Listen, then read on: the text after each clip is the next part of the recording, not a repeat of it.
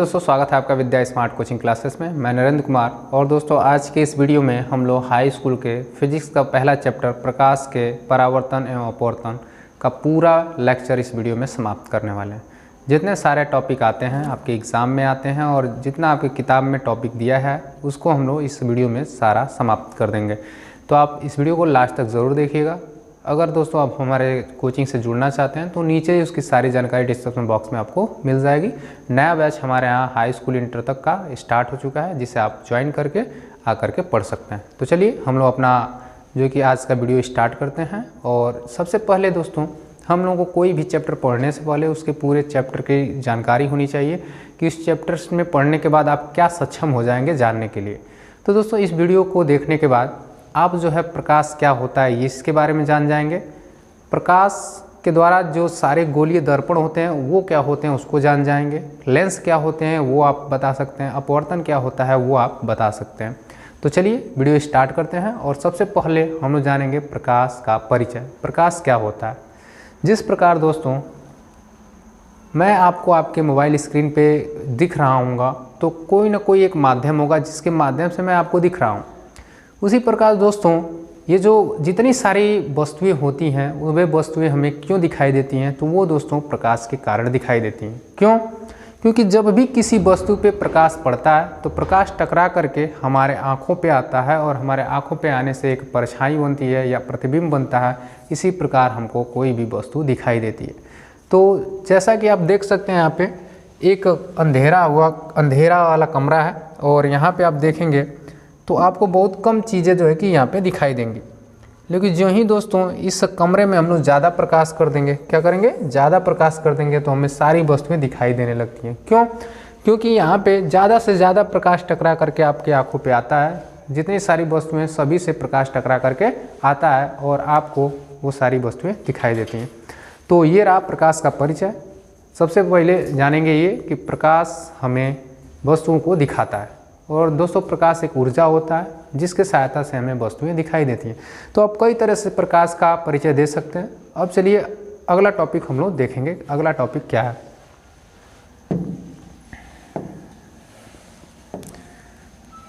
देखिए ये जो कि परिभाषा है, कैसे आप अगर कहीं लिखने के लिए आए तो आप इसको लिख सकते हैं। अगर इसका स्क्रीनशॉट लेना चाहें तो इसका स्क्रीनशॉट आप ले सकते हैं। अब आगे चलते हैं।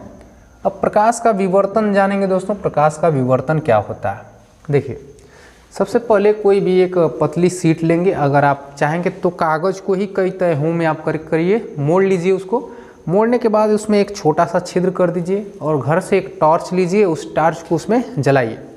जब उस टॉर्च में आप जलाएंगे तो जो छिद्र है दोस्तों, छिद्रों से देखेंगे तो कुछ प्रकाश की किरणें सीधी निकल जाएंगी और कुछ प्रकाश की किरणें किनारों पे मुड़ा हुआ प्रतीत होगा। तो वो जो प्रकाश किनारों पे मुड़ रहा है वही मुड़ने की प्रकृति को ही हम लोग प्रकाश का विवर्तन कहते हैं।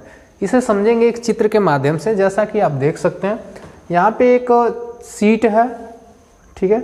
इस शीट में छोटा सा छिद्र कर दिया गया है। जब आप देखेंगे तो कुछ किरणें जो है कि सीधी निकल जाएंगी और कुछ किरणें जो ज्यामिति इसकी छाया है यानी जो पतला सा छेद है उस छेद के किनारों पे कुछ प्रकाश की किरणें इस तरह मुड़ी हुई दिखेंगी। और इसी घटना को दोस्तों हम लोग प्रकाश का विवर्तन कहते हैं, ठीक है। अब आगे चलते हैं। अब देखिए दोस्तों आप भी देखते होंगे जब ज़्यादा कड़ी धूप रहती है तो आपकी परछाई बनती है, या जो पेड़ पौधे होते हैं उनकी परछाई बनती है। तो वो परछाई क्यों बनती है? तो देखिए कभी भी कोई अपारदर्शी जब वस्तु रहती है तो उससे टकरा करके प्रकाश पुनः वापस लौट जाता है और उसी वस्तु की परछाई बनती है। और देखिए जो परछाई है अपारदर्शी वस्तु की ही बनती है। तो अगर आपको ये नहीं पता है कि अपारदर्शी वस्तु क्या होती है, पारदर्शी वस्तु क्या होती है, तो उसको भी देख लेते हैं, ठीक है। देखिए सबसे पहले जानेंगे अपारदर्शी वस्तु क्या होता है और पारदर्शी वस्तु क्या होती है। तो इधर देखेंगे अपारदर्शी और पारदर्शी। देखिए दोस्तों सबसे पहले कोई भी शब्द हो, अगर उस शब्द को ही अगर आप पकड़ लेते हैं तो उस शब्द में ही उसकी परिभाषा छुपी रहती है, उसका गुण छुपा रहता है उसके नाम में ही। जैसे देखिए अपारदर्शी, अपारदर्शी यानी जिससे कोई पार न जा सके उसे क्या कहते हैं? अपारदर्शी। पारदर्शी यानी पार जा सके उसे क्या कहते हैं? जिसके आर पार देखा जा सके। दर्शी मीन्स देखना। तो देखिए, जिसके आर पार देखा जा सके उसे हम लोग क्या कहते हैं? पारदर्शी। जिसके आर पार देखा न जा सके उसे क्या कहते हैं? अपारदर्शी कहते हैं। जैसा कि दोस्तों मेरे पास एक कांच का स्लैब है, मैं उस स्लैब को आपको दिखाता हूं और उसके अनुसार आपको क्लियर हो जाएगा कि पारदर्शी वस्तु क्या होती है और अपारदर्शी वस्तु क्या होती है।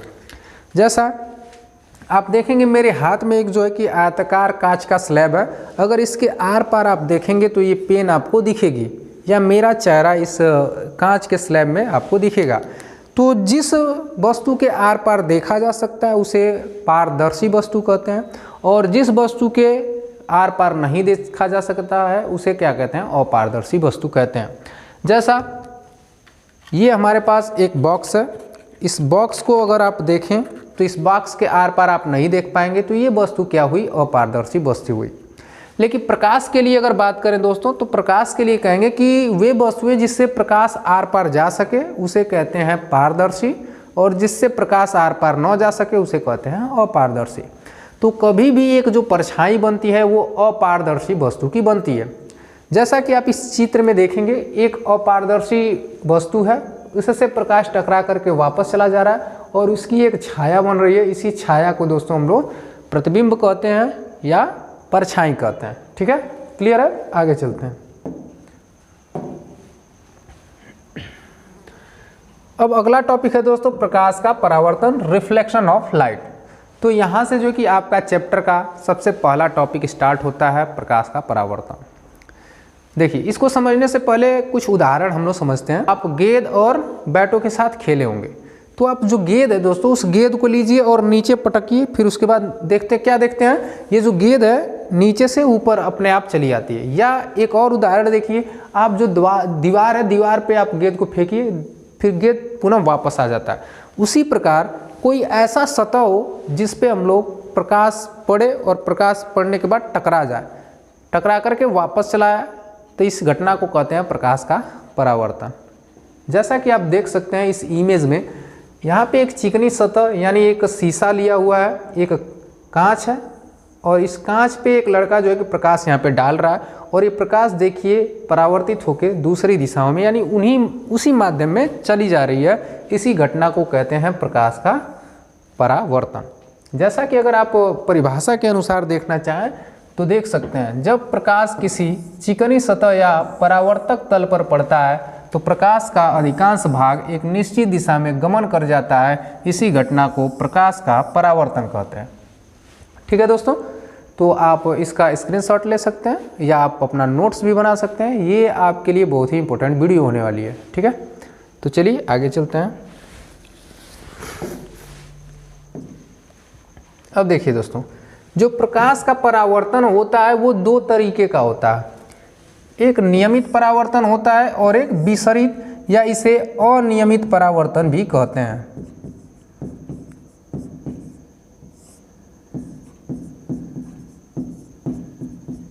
देखिए, एक नियमित परावर्तन होता है, एक विसरित परावर्तन होता है। नियमित परावर्तन के लिए दोस्तों अगर बात करें तो एक ऐसी सतह होनी चाहिए जो चिकनी होनी चाहिए और समतल सतह होना चाहिए। कैसा? समतल सतह। और उस पर अगर प्रकाश की किरणें पड़ेंगी और टकराने के बाद एक निश्चित दिशाओं में दोस्तों लौट जाएंगी, इस घटना को हम लोग कहते हैं नियमित परावर्तन। क्या कहते हैं? नियमित परावर्तन। और दूसरा जो होता है दोस्तों विसरित परावर्तन, ऐसी सतह जो ऊबड़ खाबड़ हो। कैसी सतह हो? ऊबड़ खाबड़ सतह हो और उस पर प्रकाश की किरणें पड़ें और टकराने के बाद अलग अलग दिशाओं में बिखर जाए, यानी अलग अलग दिशाओं में चला जाए, यानी उसकी कोई एक दिशा फिक्स नहीं होती है। चारों तरफ प्रकाश जब फैल जाता है, विसरित हो जाता है, तो इसी घटना को कहते हैं प्रकाश का विसरण। ठीक है, तो ये हो जाएगा आपका विसरित परावर्तन। क्या हो जाएगा? विसरित परावर्तन। तो दो प्रकार के परावर्तन होते हैं, एक नियमित और एक विसरित। ठीक है, क्लियर है? अब आगे चलते हैं। ये आप देख सकते हैं, इसको स्क्रीनशॉट ले लीजिए। इसके बारे में मैं बता चुका हूँ। जिस प्रकार मैं बता रहा हूँ दोस्तों उसको आप नोट कर सकते हैं। और देखिए सबसे इम्पोर्टेंट अगर बात किया जाए तो प्रकाश के परावर्तन का नियम, यहाँ से दोस्तों आपके एग्जाम में 4 नंबर का प्रश्न पूछा जाता है।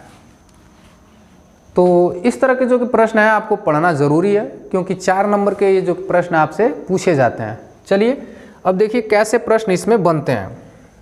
पूछता है कि प्रकाश के परावर्तन का आप नियम लिखिए। तो देखिए प्रकाश के परावर्तन का दोस्तों 2 नियम है, ठीक है। इन दोनों नियमों को हम लोग देखेंगे कि प्रकाश का दोनों नियम क्या कहता है। सबसे पहले दोस्तों हम लोग क्या करेंगे, एक चिकनी सतह लेंगे। क्या होगा, एक चिकना सतह होगा, ठीक है। इस पे कलई कर देंगे। अभी आगे कलई का कंसेप्ट हम लोग समझेंगे, कलई करना क्या होता है। हमने कलई कर दिया।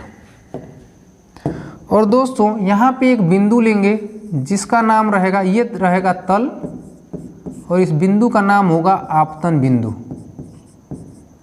आपतन बिंदु, ठीक है दोस्तों। अब देखो इस पे हम लोग क्या करते हैं, किरणें आती हैं, एक किरण आएगी और टकराने के बाद एक किरण जाएगी। तो सबसे पहले कहेंगे आपतित किरण, जो किरणें इस पे आकर गिरेंगी उसे आपतित किरण या आपाती किरण कहते हैं।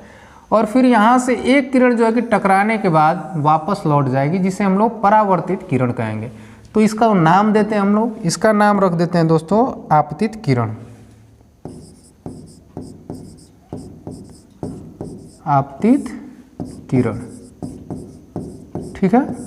अब ये जो परावर्तन के बाद जो किरणें जा रही हैं उसे कहेंगे परावर्तित किरण।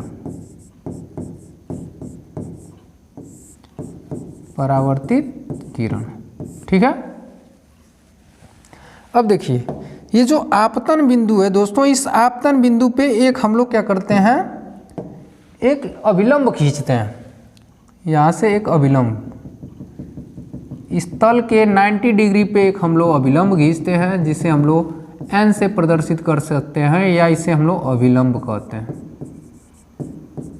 अभिलंब, ठीक है। तो देखिए पहला नियम यहाँ से हमारा बन करके तैयार हो गया। अगर इतना आप बना देते हैं तो एग्जामिनर को ये समझ में आ जाता है कि हाँ बच्चे को कुछ न कुछ आता है, और इस तरह के अगर आप इमेज भी बना देते हैं तो आपको नंबर मिलने वाले हैं। अब देखिए इसमें लिखने का तरीका सोचिए। सबसे पहले हम लोग क्या करेंगे, ये फिगर को ड्रा करेंगे। जैसे हमने फिगर को बनाया उस प्रकार आप इस फिगर को ड्रॉ करेंगे। उसके बाद कहेंगे आपतित किरण, परावर्तित किरण और आपतन बिंदु पर खींचा गया अभिलंब तीनों किस तल पे हैं, एक ही तल पे हैं। तो यही कहेंगे आपतित किरण, परावर्तित किरण और आपतन बिंदु पर खींचा गया अभिलंब तीनों किस तल पे हैं, एक ही तल पे हैं। ये पहला नियम आपका हो जाएगा। तो क्या लिखेंगे, आपतित किरण, आपतित किरण, परावर्तित किरण,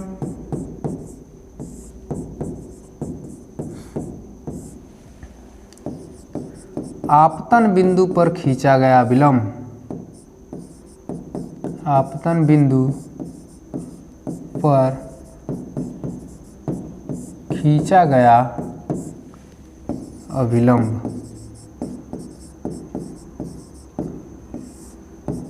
तीनों एक ही तल पर होंगे,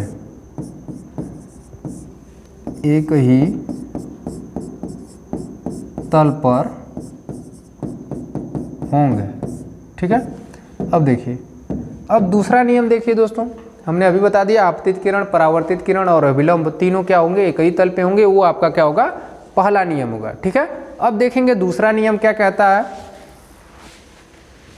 अब देखिए दूसरे नियम में दोस्तों हम लोग को कोण बनाना पड़ेगा। जब आप ध्यान से देखेंगे तो एक कोण इधर बन रहा है और एक कोण इस साइड बन रहा है, दो कोण यहाँ पे बन रहा है। तो देखो आपतित किरण और अभिलंब के बीच में एक कोण बनता है जिसे हम लोग कोण आई के नाम से लिखते हैं। और कोण आई मतलब होता है इंसिडेंट एंगल, यानी आपतन कोण, इसका नाम देते हैं आपतन कोण। एक कोण बनता है जिसका नाम क्या है, आपतन कोण। और इधर एक कोण बनता है अभिलंब और परावर्तित किरण के बीच में, जिसे हम लोग कहते हैं परावर्तन कोण, परावर्तन कोण। जब ध्यान से देखेंगे दोस्तों तो ये जो तल है यहाँ से ये कोण बराबर है इस कोण के। तो हम लोग दूसरे नियम में कह देते हैं आपतन कोण बराबर परावर्तन कोण।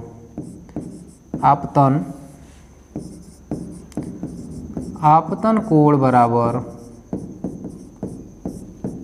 परावर्तन कोण।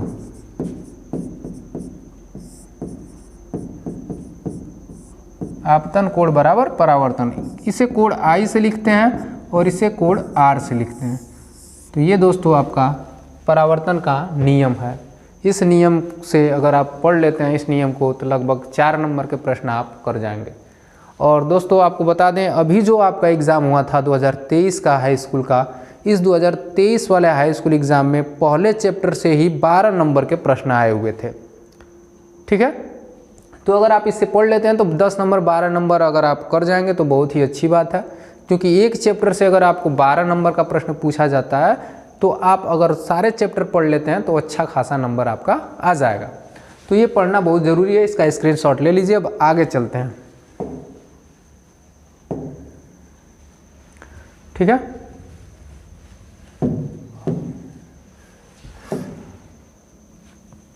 अब देखेंगे दोस्तों गोलीय दर्पण। देखिए ऐसा दर्पण जिसका परावर्तक पृष्ठ कैसा हो, गोलीय हो, उसे कहते हैं गोलीय दर्पण। जैसा कि मेरे पास अभी आपको दिखाता हूँ, मेरे पास आपको मिलेगा दर्पण। ऐसा दर्पण जिसका परावर्तक पृष्ठ कैसा होना चाहिए, गोलीय होना चाहिए।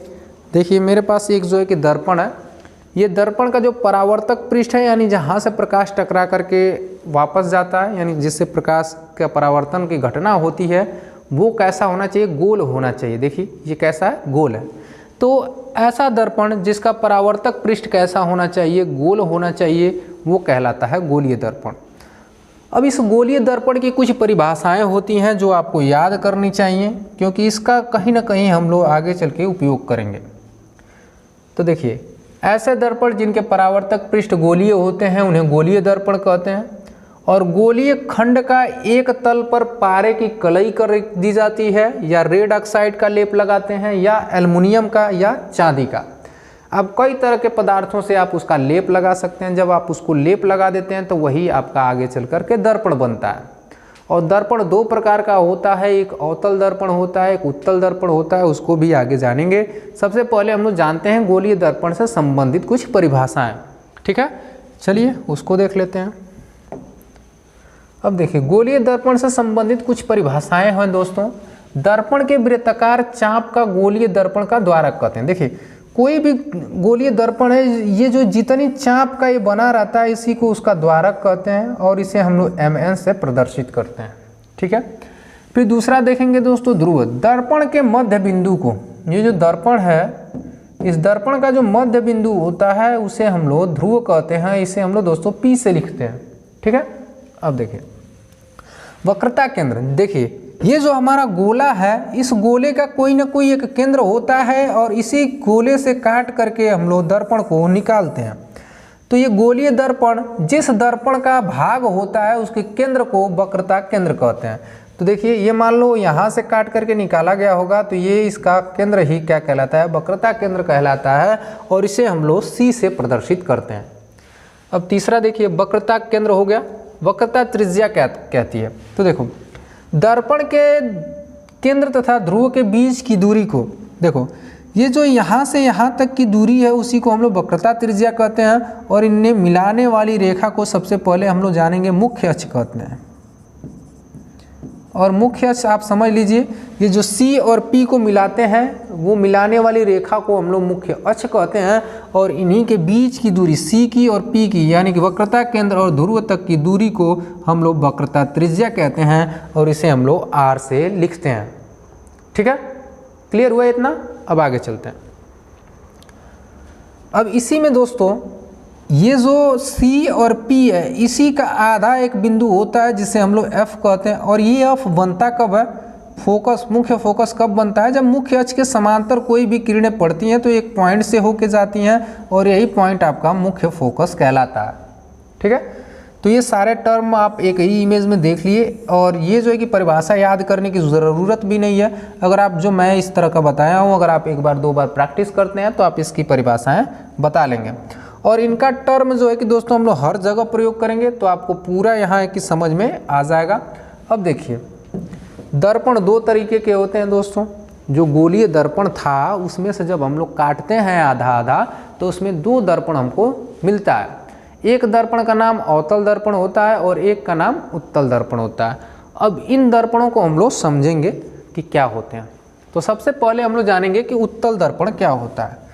जैसे मान लीजिए दोस्तों ये जो गोला था, इस गोले से अगर इस तरह काट करके हम लोग एक जो है कि भाग निकाल लें, चलिए निकाल लेते हैं। एक भाग हमने यहाँ से निकाल लिया और उसके अंदर वाले भाग में हमने कलई कर दिया यानी लेप लगा दिया। और लेप हमने अभी बताया रेड ऑक्साइड का लगा सकते हैं, रेड ऑक्साइड का आप लगा सकते हैं या चांदी का लगा सकते हैं या एल्युमिनियम का, आप किसी भी पदार्थ का लेप लगा सकते हैं। ऐसा दर्पण जिसके अंदर वाले भाग पे कलई कर दिया जाए और उसका परावर्तन क्या हो, धसे वाले भाग पे कलई कर दिया जाए और उठे वाले भाग से उसका परावर्तन हो, तो ऐसे दर्पण को हम लोग कहते हैं उत्तल दर्पण। ठीक है, अगर आप देखें यहाँ से क्या कह रहा है परिभाषा, यदि खोखले गोले के भीतर के भाग पर कलई कर दी जाए और इसके उभरे हुए भाग से परावर्तन हो तो उसे कहते हैं उत्तल दर्पण। ठीक है, यहाँ उत्तल दर्पण की जो कि परिभाषा है आपकी क्लियर हो गई। अब देखिए उत्तल दर्पण, देखिए एक मेरे हाथ में उत्तल दर्पण है।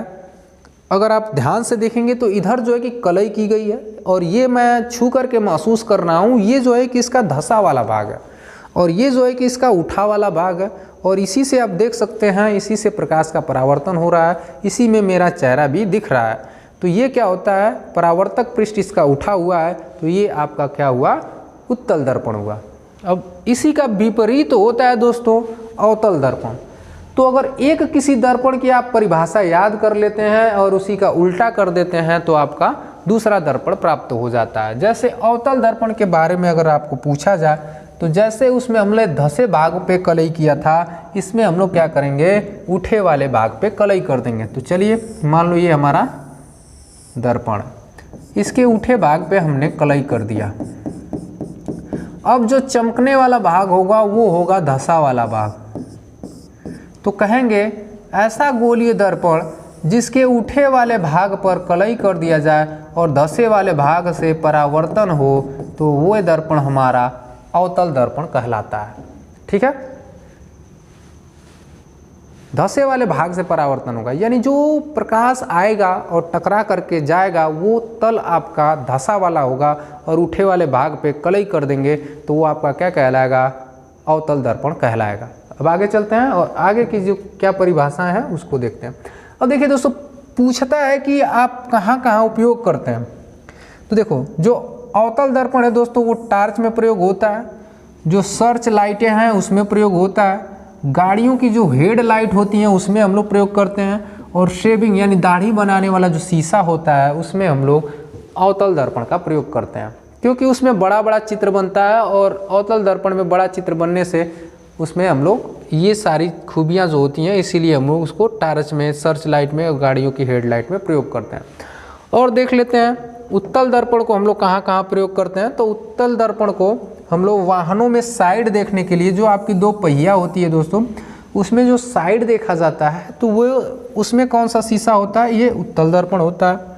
और बसों के अंदर आप देखे होंगे इस तरह का जो ड्राइवर होता है, ड्राइवर के सीट के ऊपर इस तरह का एक शीशा लगा होता है, दर्पण लगा होता है, वो भी क्या होता है, उत्तल दर्पण ही होता है। और स्ट्रीट लैंप दोस्तों, जो गलियों में इस तरह के लैंप लगे होते हैं उसमें भी क्या होता है, उत्तल दर्पण ही प्रयोग किया जाता है। तो इस तरह का आप इसका उपयोग भी याद रखेंगे क्योंकि एक एक नंबर में इस तरह के प्रश्न पूछे जा सकते हैं। अब देखिए दोस्तों उत्तल दर्पण या अवतल दर्पण से संबंधित कुछ नियम हैं, किरण आरेख के नियम हैं। इन किरण आरेख के नियम को आपको याद करना पड़ेगा। अगर इन किरण आरेख के नियम को आप याद नहीं करेंगे तो आपसे इमेज जो है कि नहीं बन पाएगा, इमेज फॉर्मेशन आप नहीं कर पाएंगे। तो इन 4 नियम हैं, इन चारों नियमों को आपको समझना पड़ेगा। चारों नियम समझने से पहले आपको तो सबसे पहले ये पता होना चाहिए कि ध्रुव क्या होता है, वक्रता केंद्र क्या होती है, वक्रता त्रिज्या क्या होती है। इसके पहले अभी मैं आपको बता चुका हूँ। चलिए यहाँ एक बार मैं फिर ड्रॉ कर रहा हूँ और आपको दिखा रहा हूँ। देखिए दोस्तों, ये हमारा मान लीजिए कोई दर्पण, यहाँ पे 4 स्थिति हम लोग बनाएंगे, 1 2 3 और 4। इन 4 जो है कि किरण आरेख नियम आपको पता होने चाहिए। तो सबसे पहले ये बनाते हैं, ये mn से हम लोग दर्शा रहे हैं, जो इसकी चाप की लंबाई है, इसे द्वारक कहते हैं। और ये हमारा मध्य बिंदु इसका ध्रुव कहलाता है। और ये जिसका केंद्र होता है इसके को C लिखते हैं, और इससे मिलने वाली रेखा को, C से P वाली मिलाने वाली रेखा को मुख्य अक्ष कहते हैं। और फिर यहाँ से यहाँ तक की दूरी को हम लोग क्या कहते हैं दोस्तों, R कहते हैं, वक्रता त्रिज्या कहते हैं। अब देखिए ये क्या है, मुख्य अक्ष है, मुख्य अक्ष। और यहाँ इसका आधा हमारा एक पॉइंट होता है F। तो देखिए दोस्तों, मुख्य अक्ष है, तो सबसे पहला नियम कहेंगे मुख्य अक्ष के समांतर आने वाली किरण। देखिए मुख्य अक्ष के समांतर आने वाली प्रकाश की किरणें टकराने के बाद मुख्य फोकस से होकर जाती हैं। ये पहला नियम है कि मुख्य अक्ष के समांतर आने वाली प्रकाश की किरणें मुख्य फोकस से होकर जाती हैं। जैसा कि आप देखेंगे, कोई भी मुख्य अक्ष के समांतर अगर प्रकाश की किरणें आएंगी तो वो एक पॉइंट से होकर जाएंगी, वही फोकस कहलाता है, और वो फोकस से ही होकर जाती हैं। ये पहला नियम। और दूसरा नियम देखेंगे दोस्तों, इसी का विपरीत होगा। ये हमारा mn जिसे हम लोग द्वारक कहते हैं, ये इसका मध्य बिंदु जिसे हम लोग P से लिखते हैं, और यहाँ से यहाँ तक को हम लोग C कहते हैं। इसके बीच में F होता है जिसे फोकस दूरी कहते हैं या मुख्य फोकस कहते हैं, और ये P और F के बीच की दूरी को फोकस दूरी कहते हैं। अब देखिए दूसरा नियम है, मुख्य फोकस से होकर आने वाली प्रकाश की किरणें दर्पण से टकराने के बाद परावर्तित होकर मुख्य अक्ष के समांतर हो जाती हैं। ये आपका दूसरा नियम कहता है। और तीसरा नियम देखेंगे दोस्तों, ये हमारा mn है, ये हमारा P है, और ये हमारा C, और ये हमारा मुख्य अक्ष, ये हमारा मुख्य फोकस। तीसरा नियम कहता है कि वक्रता केंद्र से होकर जाने वाली प्रकाश की किरणें, ये हमारा वक्रता केंद्र है। अगर कोई भी किरण अगर आएगी तो वक्रता केंद्र से होकर अगर आएगी तो वो टकराने के बाद दोस्तों वो उसी माध्यम में वापस लौट जाती है। तो तीसरा नियम कहता है कि वक्रता केंद्र से होकर आने वाली प्रकाश की किरणें दर्पण पे जब टकराएंगी तो वो उसी माध्यम में वापस सीधे लौट जाएंगे। तो ये तीसरा नियम है। और चौथा नियम देखिए, और लास्ट नियम है। इन सभी नियमों को आपको याद करना पड़ेगा। ये हमारा P है, ये हमारा C है, ये हमारा F है। देखिए ये ध्रुव है, ये क्या है, P को हम लोग ध्रुव से लिखते हैं, ध्रुव लिखते हैं P को। अब देखो ध्रुव पे तिरछी पड़ने वाली प्रकाश की किरणें, ध्रुव पे तिरछी पड़ने वाली प्रकाश की किरणें टकराने के बाद तिरछा ही निकल जाती हैं। तो ये 4 नियम है दोस्तों। चारों नियम को आपको याद करना पड़ेगा। अगर आप चारों नियम याद नहीं करते हैं तो आप जो है कि किरण आरेख नहीं बना पाएंगे। और ये नियम आपको याद करना पड़ेगा कि कौन सी किरण कहाँ रखने पर कैसे उसका प्रतिबिंब बनेगा या कैसे वो जाएगी। सबसे पहले ये याद करना पड़ेगा कि वो नियम क्या है। तो सबसे पहला नियम याद रखेंगे कि मुख्य अक्ष के समांतर आने वाली प्रकाश की किरणें मुख्य फोकस से होकर जाती हैं, और उसी का उल्टा मुख्य फोकस से आने वाली प्रकाश की किरणें टकराने के बाद मुख्य अक्ष के समांतर हो जाती हैं। और तीसरा नियम, दर्पण के वक्रता केंद्र से होकर आने वाली प्रकाश की किरणें टकराने के बाद वक्रता केंद्र से ही सीधे निकल जाती हैं। और चौथा नियम और लास्ट नियम कहता है कि दर्पण के ध्रुव पर तिरछी पड़ने वाली प्रकाश की किरणें तिरछी ही निकल जाती हैं। ठीक है, तो ये 4 नियम आपको याद करना पड़ेगा। अगर आप चारों नियम याद कर लेते हैं तो आगे चल कर के आपको किरण आरेख संबंधित कोई दिक्कत नहीं होने वाली है। मैं एक दावे के साथ कहता हूँ कि आपको कोई दिक्कत नहीं होगी। सबसे पहले आपको ये किरण नियम आपको याद होने चाहिए। तो वो दोस्तों मैंने चारों नियम यहाँ पे बता दिए हैं। यही चारों नियम आपको इस इमेज में दिख रहे होंगे।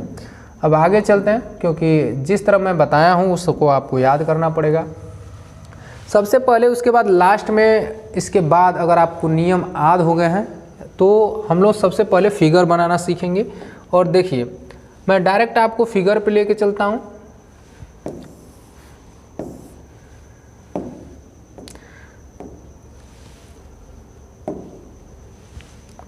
देखिए दोस्तों, ये है किरण संबंधित जो आपके 6 स्थितियाँ बनती हैं उसके बारे में।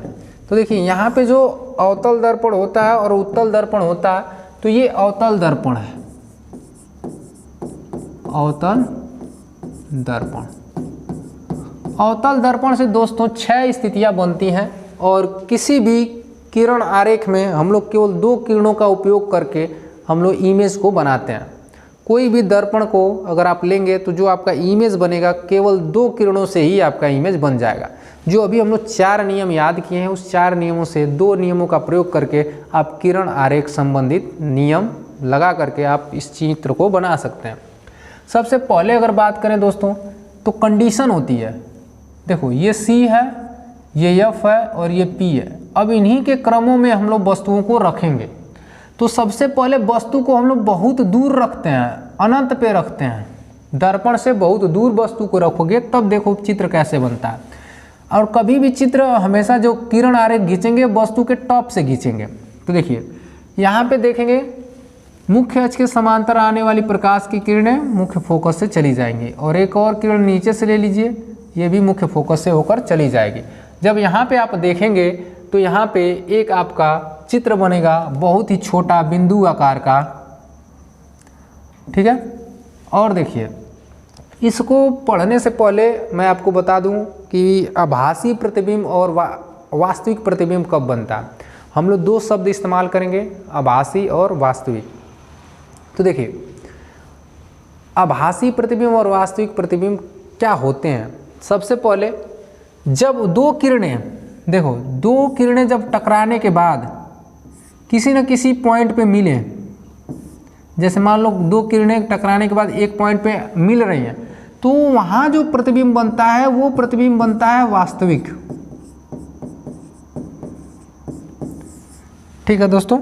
जब प्रकाश की किरणें वास्तव में टकराने के बाद कहीं जा कर के काटती हैं तो वहाँ पे जो प्रतिबिंब बनता है वो वास्तविक प्रतिबिंब बनता है। और ऐसा प्रतिबिंब जिसमें 2 किरणें आपस में काटे नहीं, उसे हम लोग डैश डैश लाइन से मिलाएं तो उसे हम लोग कहते हैं आभासी प्रतिबिंब। वो वास्तव में कहीं मिलती नहीं है, ठीक है।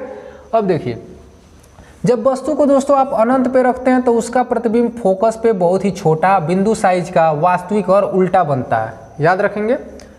फिर उसके बाद अब वस्तु को हम लोग अनंत से ला करके C और अनंत के बीच में रख देंगे, ठीक है। तो चलिए यहाँ पे अनंत और इसके बीच में जब वस्तु को रखेंगे तो उसके सिर से एक किरण निकलेगी और टकराने के बाद फोकस से होके जाएगी और एक किरण जो है कि वक्रता केंद्र से डाल दीजिए, टकराने के बाद वो सीधे उसी माध्यम में वापस लौट जाएगी। जब 2 किरणें आपस में काट रही हैं तो यहाँ पे कैसा चित्र बनेगा, वास्तविक बनेगा। क्या बनेगा, वास्तविक प्रतिबिंब बनेगा। और देखिए वस्तु से छोटा प्रतिबिंब बनेगा और उल्टा बनेगा, वस्तु से छोटा और उल्टा। और देखिए तीसरी स्थिति में वस्तु को हम लोग कहाँ रखेंगे, C पे, वक्रता केंद्र पे रखेंगे। वस्तु हमने यहाँ पे रख दिया। इससे एक प्रकाश की किरणें टकरा करके फोकस से होके जाएगी। एक किरण है कि दोस्तों आप फोकस से डाल दीजिए, टकराने के बाद मुख्य अक्ष के समांतर हो जाएगी। ये दोनों किरणें जहाँ पे काटेंगी वहीं पे चित्र बनेगा। और देखिए यहाँ पे इसका चित्र बन रहा है, जितना बराबर वस्तु है उतना बराबर इसका प्रतिबिंब बन रहा है। अब देखिए चित्र कहीं ना कहीं काटी है तो चित्र कैसा बनेगा, वास्तविक बनेगा, वस्तु के बराबर बनेगा और उल्टा बनेगा। जब दोस्तों मुख्य अक्ष के नीचे आपका बनता है चित्र तो वो चित्र आपका उल्टा बनता है। अब इसमें अगली स्थिति देखिए, अगली स्थिति में अब वस्तु को हम C और F के बीच में रखते हैं। तो देखिए एक छोटी सी हमने वस्तु रख दिया, इससे एक प्रकाश निकल रहा है, टकराने के बाद मुख्य फोकस से होके जाएगा। एक जो है कि हम लोग वक्रता केंद्र से गुजार देते हैं जो टकराने के बाद उसी माध्यम में वापस लौट जाएगा। अब यहाँ पे देखिए C और F के बीच में छोटी वस्तु रखने पर उसका बड़ा प्रतिबिंब वास्तविक और उल्टा बनता है और वस्तु से बड़ा बनेगा, ठीक है।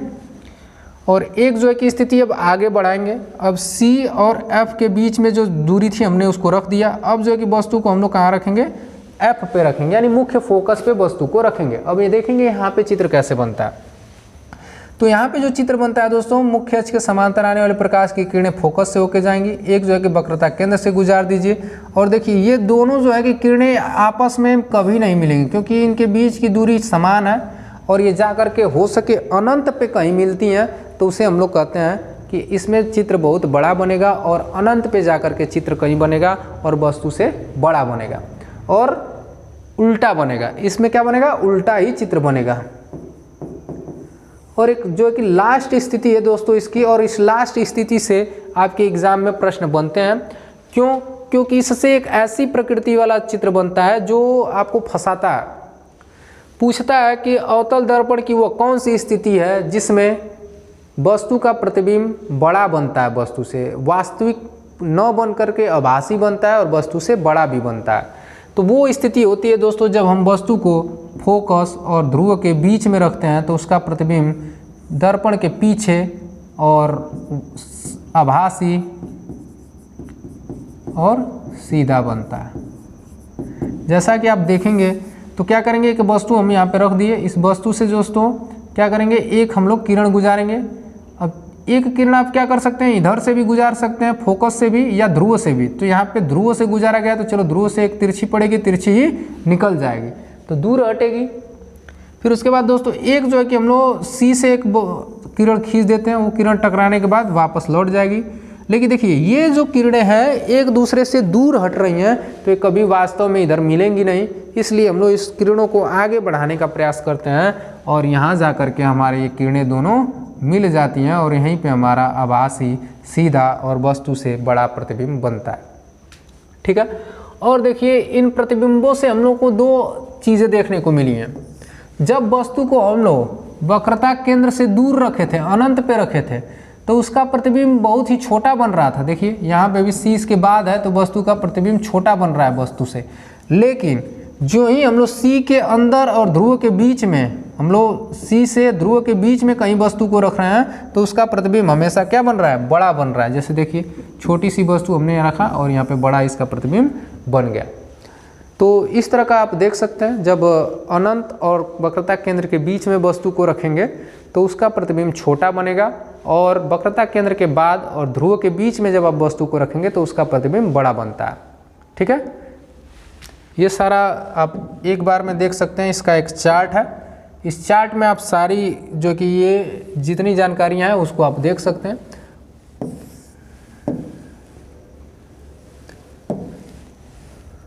अब देखिए ये जो अवतल दर्पण का चित्र बना था दोस्तों, ये आप स्क्रीनशॉट ले सकते हैं। ये सारे 6 स्थितियाँ आप देख सकते हैं। मैं साइड हो जाता हूँ।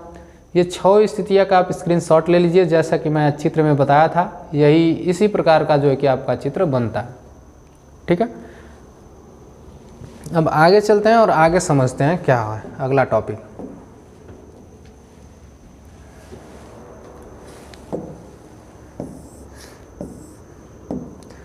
अब एक और दोस्तों स्थिति हम लोग यहाँ पे समझेंगे। किसी उत्तल दर्पण द्वारा अगर कोई उत्तल दर्पण में अगर चित्र बनेगा तो कैसे बनेगा। अब देखिए उत्तल दर्पण जो होता है उसमें केवल 2 ही स्थितियाँ बनती हैं। एक जो है कि वस्तु को हम लोग अनंत पे रखते हैं और एक वस्तु को हम लोग ध्रुव और अनंत के बीच में रखते हैं। और इसमें जो चित्र बनता है दोस्तों वो आप इस तरह देख सकते हैं। आपको एनिमेशन के द्वारा आप बता देते हैं। देखिए ये हमारा दर्पण है और ये हमारा मुख्य अक्ष है और ये हमारा वक्रता केंद्र, ये हमारा मुख्य फोकस, ये हमारा ध्रुव है। और ये जो है कि अनंत पे वस्तु हमने यहाँ पे रख दिया। अनंत पे वस्तु से एक जो है कि यहाँ पे किरण आ रही है और देखिए किरण जो है कि टकराने के बाद ऊपर चली जाएगी, यानी फैल जाएगी। क्यों? क्योंकि इसके उठे वाले भाग पर परावर्तन होता है तो टकराने के बाद किरण जो है कि वापस दूसरी दिशाओं में चली जाएगी। अब क्या करेंगे, अब इसको हम लोग डैश डैश करेंगे और क्योंकि हम जानते हैं कि मुख्य अक्ष के समांतर आने वाली प्रकाश की किरणें कहाँ से होकर जाती हैं, फोकस से, तो हमने फोकस से यहाँ गुजार दी। उसके बाद आगे देखेंगे एक और किरण गुजार लेते हैं और ये भी टकरा करके वापस चली जाएगी, लेकिन इसको भी वापस बढ़ाएंगे। तो देखिए जो आपका अवतल दर्पण में स्थिति बन रहा था वही स्थिति इसमें भी बनता है। जब वस्तु को अनंत पे रखते हैं तो उसका फोकस पर दर्पण के पीछे, देखिए ये दर्पण का अगला भाग इधर है क्योंकि इधर से परावर्तन हो रहा है और ये कलई किया हुआ अंदर का है, तो ये दर्पण के पीछे बन रहा है चित्र। अत्यधिक छोटा बिंदु साइज का बनता है और दर्पण के जब पीछे चित्र बनता है तो आभासी तथा सीधा प्रतिबिंब बनता है। तो इस तरह का अगर आपको बनाना हो तो आप उत्तल दर्पण में इस तरह की स्थिति बनेगी और दो ही स्थितियाँ बनेंगी। एक स्थिति जो है कि ये बनेगी जब आप वस्तु को कहाँ रखेंगे, ध्रुव और अनंत के बीच में। देखिए जब वस्तु को आप ध्रुव और अनंत के बीच में रखेंगे तो यहाँ से भी वही स्थिति होगी, एक किरण जो है कि यहाँ से आएगी और ये टकरा करके वापस चली जाएगी, लेकिन इसको हम लोग डैश डैश कर करके मुख्य फोकस से इसको लेकर के जाएंगे। ये हमारा पी है। फिर एक किरण की और ज़रूरत पड़ेगी दोस्तों, तो एक किरण की अगर और ज़रूरत पड़ रही है तो इसको क्या करेंगे, एक किरण और इसमें डालेंगे। चलिए एनिमेशन के हिसाब से देख लेते हैं। चलिए ये हमारी एक किरण गई और ये टकरा करके वापस चली जाएगी, इसको हम लोग डैश डैश करके फोकस से ले जाएंगे। और फिर क्या होगा कि एक और किरण जो है कि हम लोग गुजारेंगे वक्रता केंद्र से, इसको भी डैश डैश करके ले जाना पड़ेगा और ये पुनः वापस लौट जाएगी। और देखेंगे तो दो किरणें आपको यहाँ पे डैश डैश मिलती हुई जहाँ प्रतीत होंगी, वहीं पे आपका इसका इमेज बनेगा। तो जब वस्तु को आप ध्रुव और अनंत के बीच में रखोगे तो हमेशा उसका प्रतिबिंब P और F के बीच में ही बनेगा। इतना आप लोग ध्यान रखेंगे कि जो उत्तल दर्पण की दूसरी स्थिति होती है उसमें P और F के बीच में ही हमेशा चित्र बनता है और आभासी तथा सीधा बनता है और वस्तु से छोटा बनता है। तो देखिए कभी भी अगर सीधा प्रतिबिंब बने और वस्तु से बड़ा बने तो वो अवतल दर्पण होगा, और कभी भी प्रतिबिंब सीधा बने लेकिन वस्तु से छोटा बने तो वो आपका क्या कहलाता है, उत्तल दर्पण कहलाता है। ठीक है, जैसा कि आप देख सकते हैं मेरे पास ये उत्तल दर्पण है। अगर इसका चित्र अगर यहाँ इस पे बन रहा होगा तो आप देखेंगे तो हमेशा इसका जो पेन है, इसका चित्र हमेशा छोटा ही बनेगा। मैं इसको कहीं भी लेके आऊँ इसका प्रतिबिंब हमेशा इसमें छोटा ही बनेगा, क्योंकि ये आपका उत्तल दर्पण है।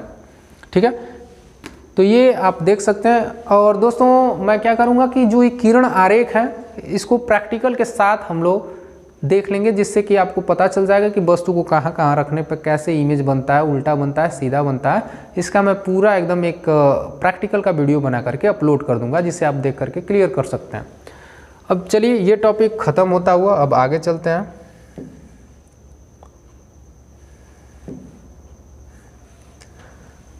अब देखिए दोस्तों, दर्पण के फोकस दूरी तथा वक्रता त्रिज्या में संबंध। ठीक है, ये जो फोकस दूरी होती है दोस्तों उसको हम लोग F से लिखते हैं, जिसे हम लोग फोकस दूरी कहते हैं, फोकस दूरी। और एक होती है वक्रता त्रिज्या जिसे हम लोग R से लिखते हैं। अब इसमें क्या संबंध होता है यही आपको बताना है। तो जैसा कि मैं अभी चित्र का जो आरेख बनाया था, जैसे MAN, और ये जो दोस्तों हमारा C है, ये हमारा P है।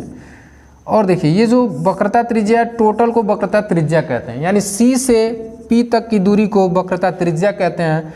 और ये जो F होता है दोस्तों इसके बीचों बीच एकदम होता है, यानी R का आधा होता है, R का आधा आपका F होता है। और हम लोग जानते हैं कि F से और P तक की दूरी को हम लोग स्मॉल f से लिखते हैं। यहाँ तक की जो दूरी होती है वो हमारी फोकस दूरी होती है।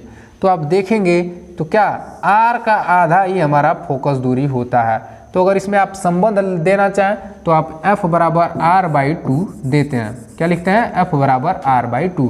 तो अगर पूछा जाए कि फोकस दूरी वक्रता त्रिज्या की क्या होती है, आधी होती है, तो आप लोग क्या लिखेंगे? F बराबर R/2। और इससे अगर R को बताया कि R क्या होता है, तो R दोस्तों फोकस का दुगुना होता है, यानी फोकस दूरी का दुगुना क्या होता है? वक्रता त्रिज्या होती है। ठीक है, यहाँ पे आपको देखने में भी समझ में आएगा। अगर ये देखो, अगर वक्रता त्रिज्या अगर 10 दिया हो तो इसका फोकस दूरी क्या हो जाता है? 10/2, यानी आधा हो जाता है, यानी 5-5 सेंटीमीटर का आपका इसका फोकस दूरी होना चाहिए। तो इस तरह का संबंध होता है R और F में। ठीक है,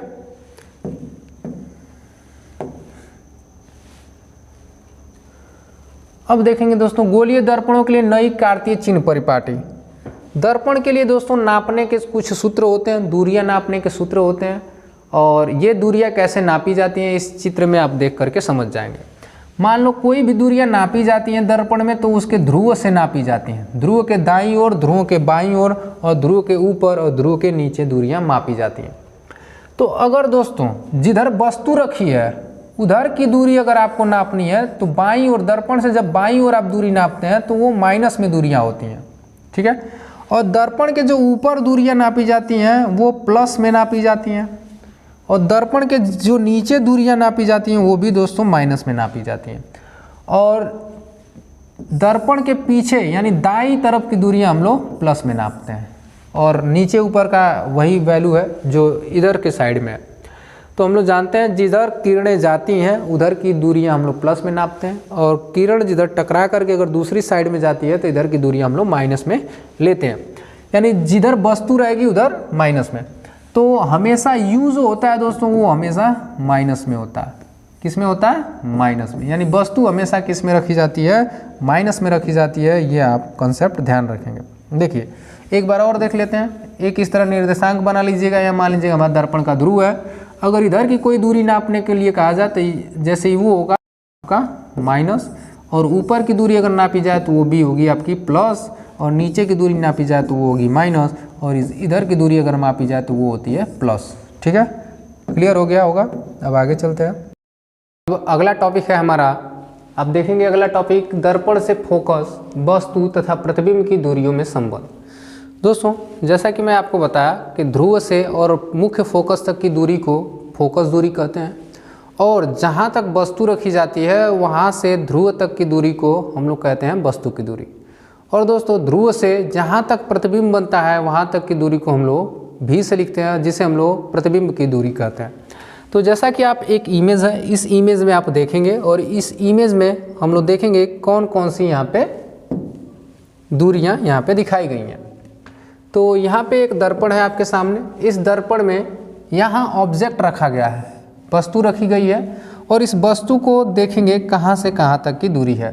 तो ये मान लीजिए हमारा क्या है दोस्तों, ये हमारा ध्रुव है जिसे हम लोग P से लिखते हैं, और यहाँ तक वस्तु तक की दूरी जो भी मैंने रेड से करा है ये दूरी U से लिखते हैं हम लोग, और ये वस्तु की दूरी कहलाती है। क्या कहलाती है? वस्तु की दूरी। देखो वस्तु की दूरी से हम लोग U से लिखते हैं, और ये ध्रुव से वस्तु तक की दूरी को वस्तु की दूरी कहते हैं, और ये U से लिखते हैं। उसके बाद यहाँ देखेंगे आप, दूसरे कलर से हम लोग यहाँ पे डिनोट करेंगे। यहाँ पे किरण के मिलने के बाद यहाँ पे प्रतिबिंब बनता है, और ये प्रतिबिंब तक की दूरी यहाँ से हम लोग नीले कलर से ले लेते हैं। ध्रुव से यहाँ प्रतिबिंब तक की दूरी को हम लोग V से लिखते हैं, इसे हम लोग प्रतिबिंब की दूरी कहते हैं। प्रतिबिंब की दूरी कहाँ से कहाँ तक? ध्रुव से प्रतिबिंब तक की दूरी को V से लिखते हैं, और इसे प्रतिबिंब की दूरी कहते हैं। उसके बाद यहाँ दोस्तों होता है हमारा मुख्य फोकस, और ये मुख्य फोकस और ध्रुव यानी ध्रुव से यहाँ मुख्य फोकस तक की दूरी को हम लोग F से लिखते हैं, स्मॉल f से, और ये हमारा फोकस दूरी कहलाता है, फोकस दूरी। अब दोस्तों आपको क्या करना है, इन्हीं में संबंध स्थापित करना है कि वस्तु की दूरी, फिर फोकस दूरी और प्रतिबिंब की दूरी में क्या संबंध होता है, यही हमको स्थापित करना है। तो जैसा कि मैं आपको बता दिया हूँ, फोकल लेंथ यानी फोकस दूरी, ऑब्जेक्ट डिस्टेंस यानी वस्तु की दूरी, इमेज डिस्टेंस यानी प्रतिबिंब तक की दूरी। तो इनमें संबंध जो होता है वो दोस्तों होता है 1/f बराबर 1/u प्लस 1/v। यानी अगर कहें कि ये जो फोकस दूरी होती है वो 1/u प्लस 1/v का संबंध इसमें होता है। तो बस इस जो नया एनसीईआरटी का सिलेबस जारी किया गया दोस्तों, इसमें इसका डेरिवेशन बंद कर दिया गया, ख़त्म कर दिया गया। नहीं तो ये जो एक नियम के तरह से आपका निकल के आते हैं 1/f बराबर 1/u प्लस 1/v, तो ज़्यादा हम लोग को समय नहीं नष्ट करना है, हमको पॉइंट टू पॉइंट पढ़ना है जो हमारे काम आ सके।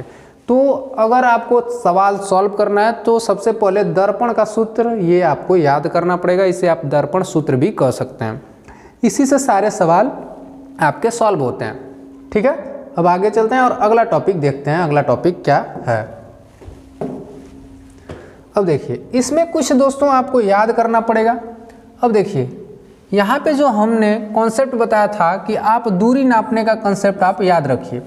तो मान लीजिए यहाँ पे अगर हमारा P है तो तो वस्तु को हमेशा हम लोग इधर रखते हैं, तो वस्तु की दूरी हमेशा किस में लेंगे दोस्तों, माइनस में लेंगे। क्यों? क्योंकि अगर यहाँ पे हम लोग एक निर्देशांक बनाए तो इधर की दूरी हम लोग जानते हैं किस में लेते हैं, माइनस में लेते हैं, तो u हमेशा किस में होगा, माइनस में होगा। किसके लिए? अवतल दर्पण के लिए, ठीक है। और उत्तल दर्पण के लिए भी वस्तु हमेशा इधर ही रखी जाती है। जैसे एक उत्तल दर्पण मान लो, तो उत्तल दर्पण में भी वस्तु को हम लोग यहीं पे रखते हैं, तो इधर की दूरियाँ भी क्या हो जाएगी, माइनस हो जाएगी। इस प्रकार दर्पण में कोई भी अगर दूरी वस्तु की लेंगे तो उसमें हम हमेशा माइनस लेंगे, ठीक है। याद रहना चाहिए कि दर्पण में वो उत्तल दर्पण हो या अवतल दर्पण हो, उसमें वस्तु की दूरी हमेशा माइनस में होगी, ठीक है। उसके बाद अगर दोस्तों कोई भी दर्पण होगा, अगर इमेज क्या करेगा, नीचे बनेगा, इमेज अगर नीचे बनेगा तो आप देखते हो कि नीचे की दूरी हम लोग किस में नापते हैं, माइनस में नापते हैं। अगर यहाँ पे वास्तविक प्रतिबिंब बनता है और उल्टा बनता है तो हम लोग जानेंगे कि हमेशा माइनस होगा, भी क्या होगा, माइनस होगा। अगर वही कहेगा कि आभासी प्रतिबिंब बनता है, सीधा बनता है, तब भी बराबर हम लोग क्या लेते हैं, प्लस लेते हैं। तो ये कंडीशन याद होनी चाहिए कि भी जब वास्तविक बनेगा, उल्टा बनेगा, तब माइनस लेते हैं, और जब आभासी बनेगा और सीधा बनेगा तो प्लस लेते हैं, ये याद रखिए। और देखिए दोस्तों, फोकस दूरी को भी प्लस माइनस लिखते हैं। क्यों? ये मान लीजिए हमारा क्या है, अवतल दर्पण है, अवतल दर्पण है, तो अवतल दर्पण की फोकस दूरी यहाँ स्थित होती है। तो अवतल दर्पण के लिए इधर की दूरियां नापेंगे तो क्या हो जाएगा दोस्तों, माइनस हो जाएगा। तो ये जो है कि फोकस दूरी अवतल दर्पण की क्या होती है, माइनस होती है। और देखिए अगर उत्तल दर्पण की बात की जाए तो उत्तल दर्पण में फोकस दूरी हम लोग दोस्तों यहाँ रखते हैं और सी इधर होता है, तो इधर की दूरियाँ क्या होती हैं, प्लस में नापी जाती हैं। तो अवतल दर्पण की फोकस दूरी हम लोग किस में नापते हैं, प्लस में नापते हैं, ठीक है। तो ये सारे कंसेप्ट आप याद रखिए और आपको सवाल में ये सब काम आएंगे। और अगर आप इसका स्क्रीनशॉट लेना चाहते हैं तो ले सकते हैं, क्योंकि इसको मैंने बहुत ही अच्छे तरीके से यहाँ पे लिख दिया, तो आप स्क्रीनशॉट ले सकते हैं। अब आगे चलते हैं और अगला टॉपिक देखते हैं। अगला टॉपिक है दोस्तों प्रतिबिंब का रेखीय आवर्धन। अब ये रेखीय आवर्धन क्या होता है दोस्तों, इसमें अगर आपसे पूछा जाए कि जो वस्तु है, वस्तु का प्रतिबिंब कितना गुना बना है, कितना गुना बड़ा बना है वस्तु से, या कितना गुना छोटा बना है, तो वही आपका आवर्धन कहलाता है। यानी कितना गुना बड़ा छोटा ही आवर्धन कहलाता है। उसके लिए भी दर्पण में एक फार्मूला होता है, वो होता है दोस्तों, अगर आवर्धन का सूत्र अगर आपको निकालने के लिए कह दिया जाए तो आवर्धन का सूत्र होता है जिसे m से लिखते हैं, आवर्धन यानी मैग्निफिकेशन यानी आवर्धन, इसे हम m से लिखते हैं। और ये जो है कि प्रतिबिंब की लंबाई और वस्तु की लंबाई का अनुपात होता है, ठीक है। अगर कह दिया जाए कि एक वस्तु 4 सेंटीमीटर लंबी है, अगर एक वस्तु 4 सेंटीमीटर लंबी है और उसका प्रतिबिंब 2 सेंटीमीटर या मान लीजिए 8 सेंटीमीटर बड़ा बनता है, 8 सेंटीमीटर बड़ा बनता है, ठीक है, क्या प्रतिबिंब।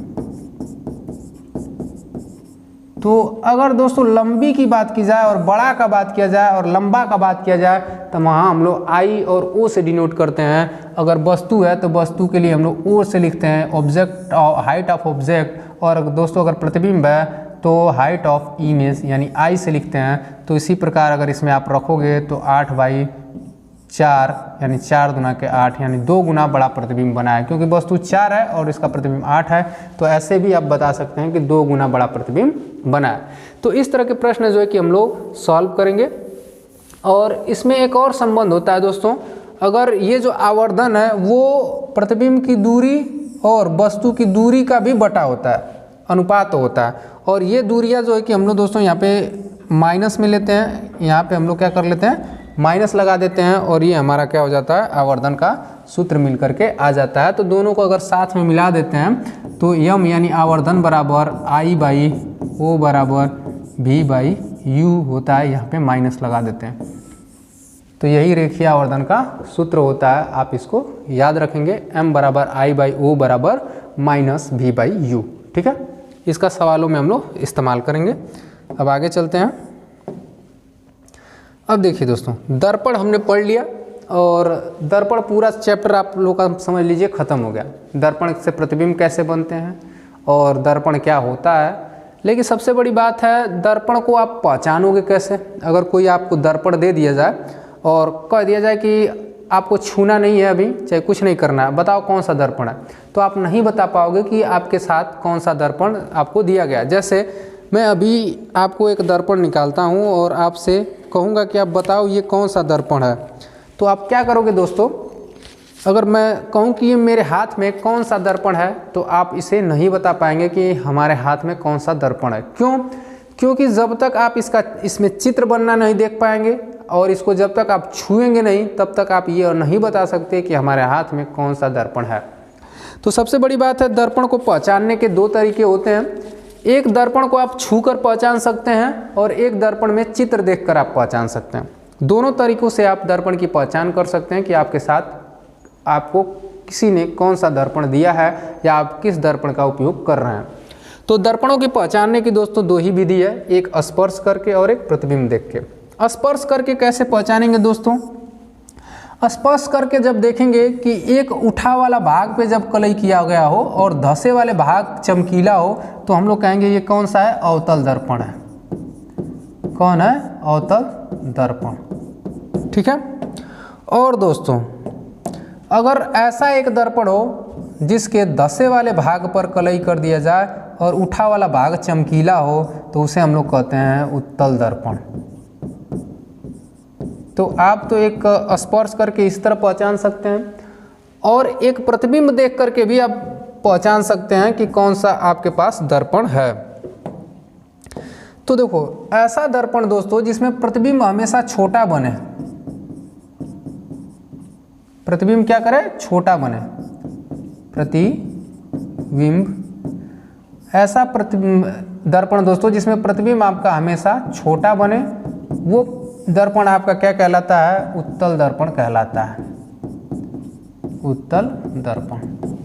और ऐसा प्रतिबिंब जिसमें अलग अलग स्थिति होने पर अलग अलग प्रतिबिंब बनता है। जैसे अगर आप अनंत पे यानी दर्पण से बहुत दूर हों तो बहुत छोटा सा आपका चित्र बने और जो ही थोड़ा सा आगे आए तो थोड़ा सा आपका छोटा प्रतिबिंब बने, लेकिन जो ही अगर आप ध्रुव के और वक्रता केंद्र के बीच में आते हैं तो आपका प्रतिबिंब क्या बड़ा बड़ा बनने लगे, तो वो दर्पण आपका क्या कहलाता है?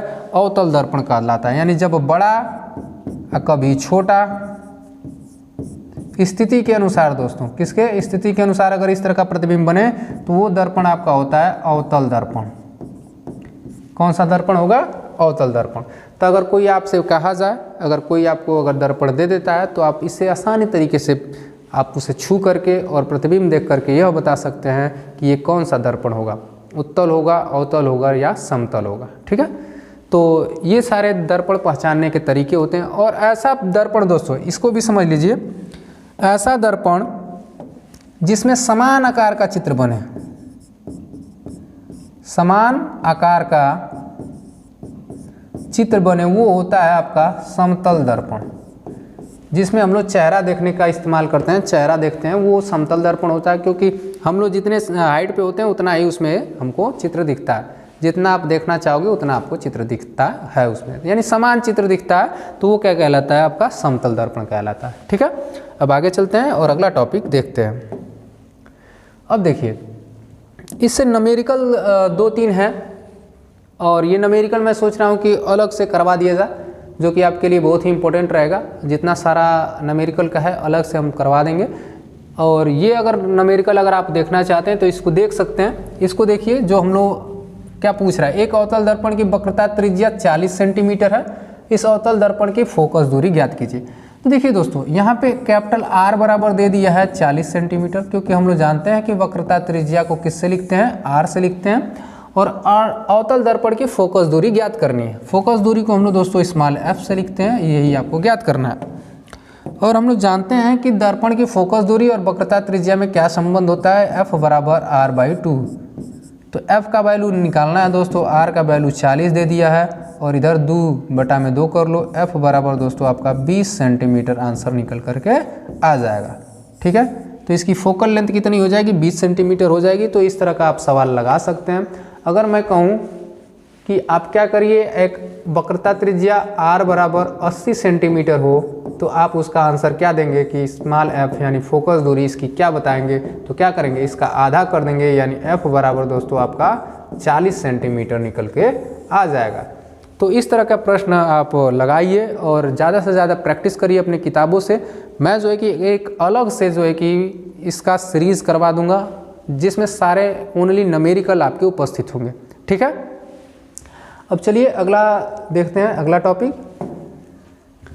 अगला टॉपिक में दोस्तों प्रश्न ही होगा, लेकिन इस जो कि न्यूमेरिकल को मैं आगे कर देता हूं और नए टॉपिक से स्टार्ट करते हैं। और नया टॉपिक है आपका अपवर्तन, ठीक है। तो जैसा कि दोस्तों अभी हमने पढ़ा, परावर्तन के जितने सारे चैप्टर थे, परावर्तन से जितने सारे प्रश्न बनते हैं और परावर्तन से जो जो टॉपिक आपके कॉपी में है या आपकी जो किताब में है वो सारा हमने यहाँ पे ख़त्म कर दिया।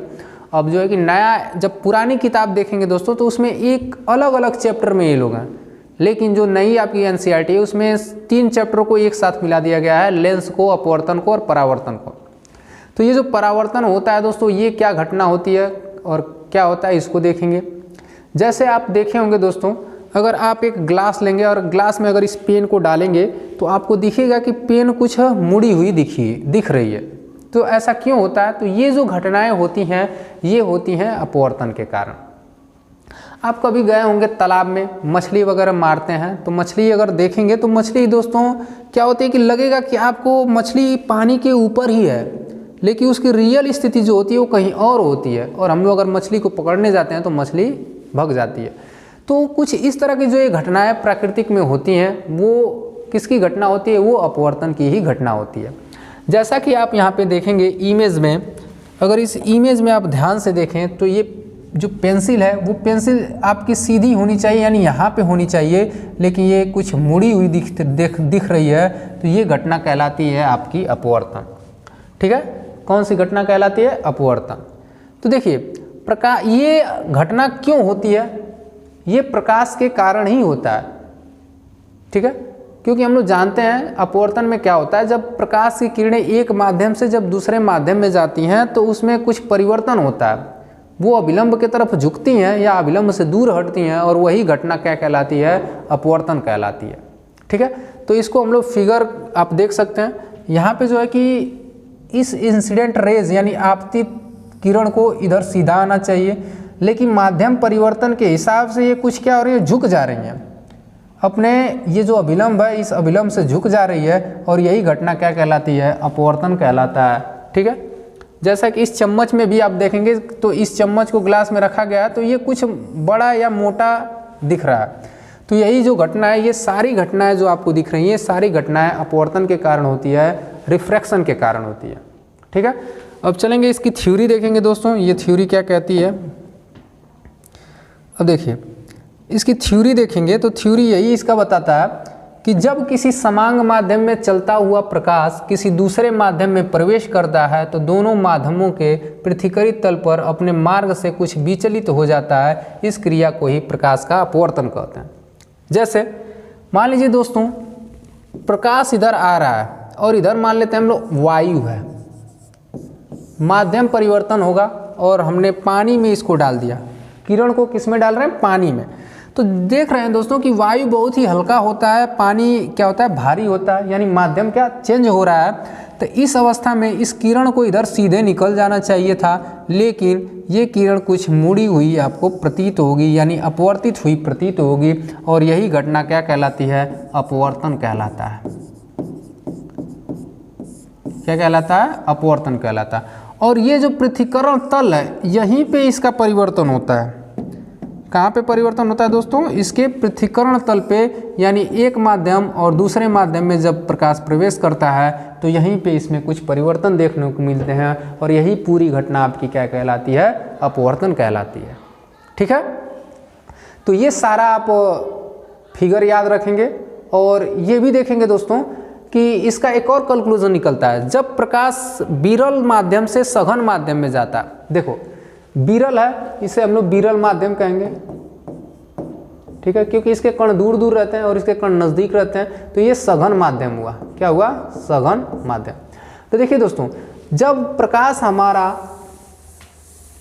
विरल माध्यम से सघन माध्यम में जाता है और एक यहाँ पे अगर अभिलंब हम लोग खींचें तो ये अभिलंब की तरफ देखिए झुका हुआ प्रतीत हो रहा है। इस किरण को तो सीधा निकल जाना चाहिए, क्योंकि हम लोग पढ़ते हैं प्रकाश की किरणें सीधी रेखा में चलती हैं, तो इसे सीधा निकल जाना चाहिए था, लेकिन ये अविलंब की तरफ क्या हुआ है, झुक गया है, और यही घटना क्या कहलाती है, अपवर्तन कहलाती है। अब ये इसका उल्टा कब होता है, देखिए अगर इसी में माध्यम दोस्तों अगर आप बदल दें, क्या करें, माध्यम हम लोग बदल दें, एक तरफ क्या कर दें, ऊपर हम लोग पानी कर देते हैं और नीचे हवा कर देते हैं, तो अगर देखिए प्रकाश की किरणें पानी से होकर के यहाँ पे एक अभिलंब खींच देते हैं, पानी से होकर के अगर दोस्तों हवा में जाती हैं तो इसको सीधा इस तरह निकल जाना चाहिए, लेकिन ये अभिलंब से क्या होती है, दूर भगती है, क्योंकि पीछे का माध्यम जो है, नीचे का माध्यम इसका क्या है, विरल है, तो विरल माध्यम में जब सघन माध्यम से और विरल माध्यम में प्रकाश जाता है तो अभिलंब से दूर हटता है। तो ये दो कंसेप्ट हैं, दो कंसेप्ट आप याद रखिएगा, आपके आगे चल के काम आएंगे, ठीक है। यही है मैंने अभी बताया कि यदि प्रकाश की किरणें विरल माध्यम से सघन माध्यम में जा रही हैं तो वो अभिलंब की तरफ झुक जाती हैं, और यदि सघन माध्यम से विरल माध्यम में जा रही हैं तो अभिलंब से दूर हट जाती हैं, जो कि मैं 2 या 3 बार आपको बता चुका हूँ। अब आगे चलते हैं।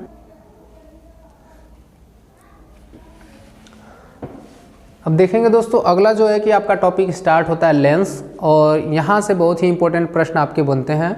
यहाँ से 2 नंबर के आपके न्यूमेरिकल भी आते हैं और 2 नंबर के आपके किरण आरेख से भी प्रश्न आपके आते हैं। 2 या 4 नंबर के आपके आते हैं, 2-2 नंबर करके कई सारे प्रश्न पूछे जाते हैं, क्योंकि इस बार जो पैटर्न था यूपी बोर्ड का उसमें पूछा गया था, और मैं आपको बता चुका हूँ कि पहले चैप्टर से ही 12 प्रश्न पूछे जा चुके हैं।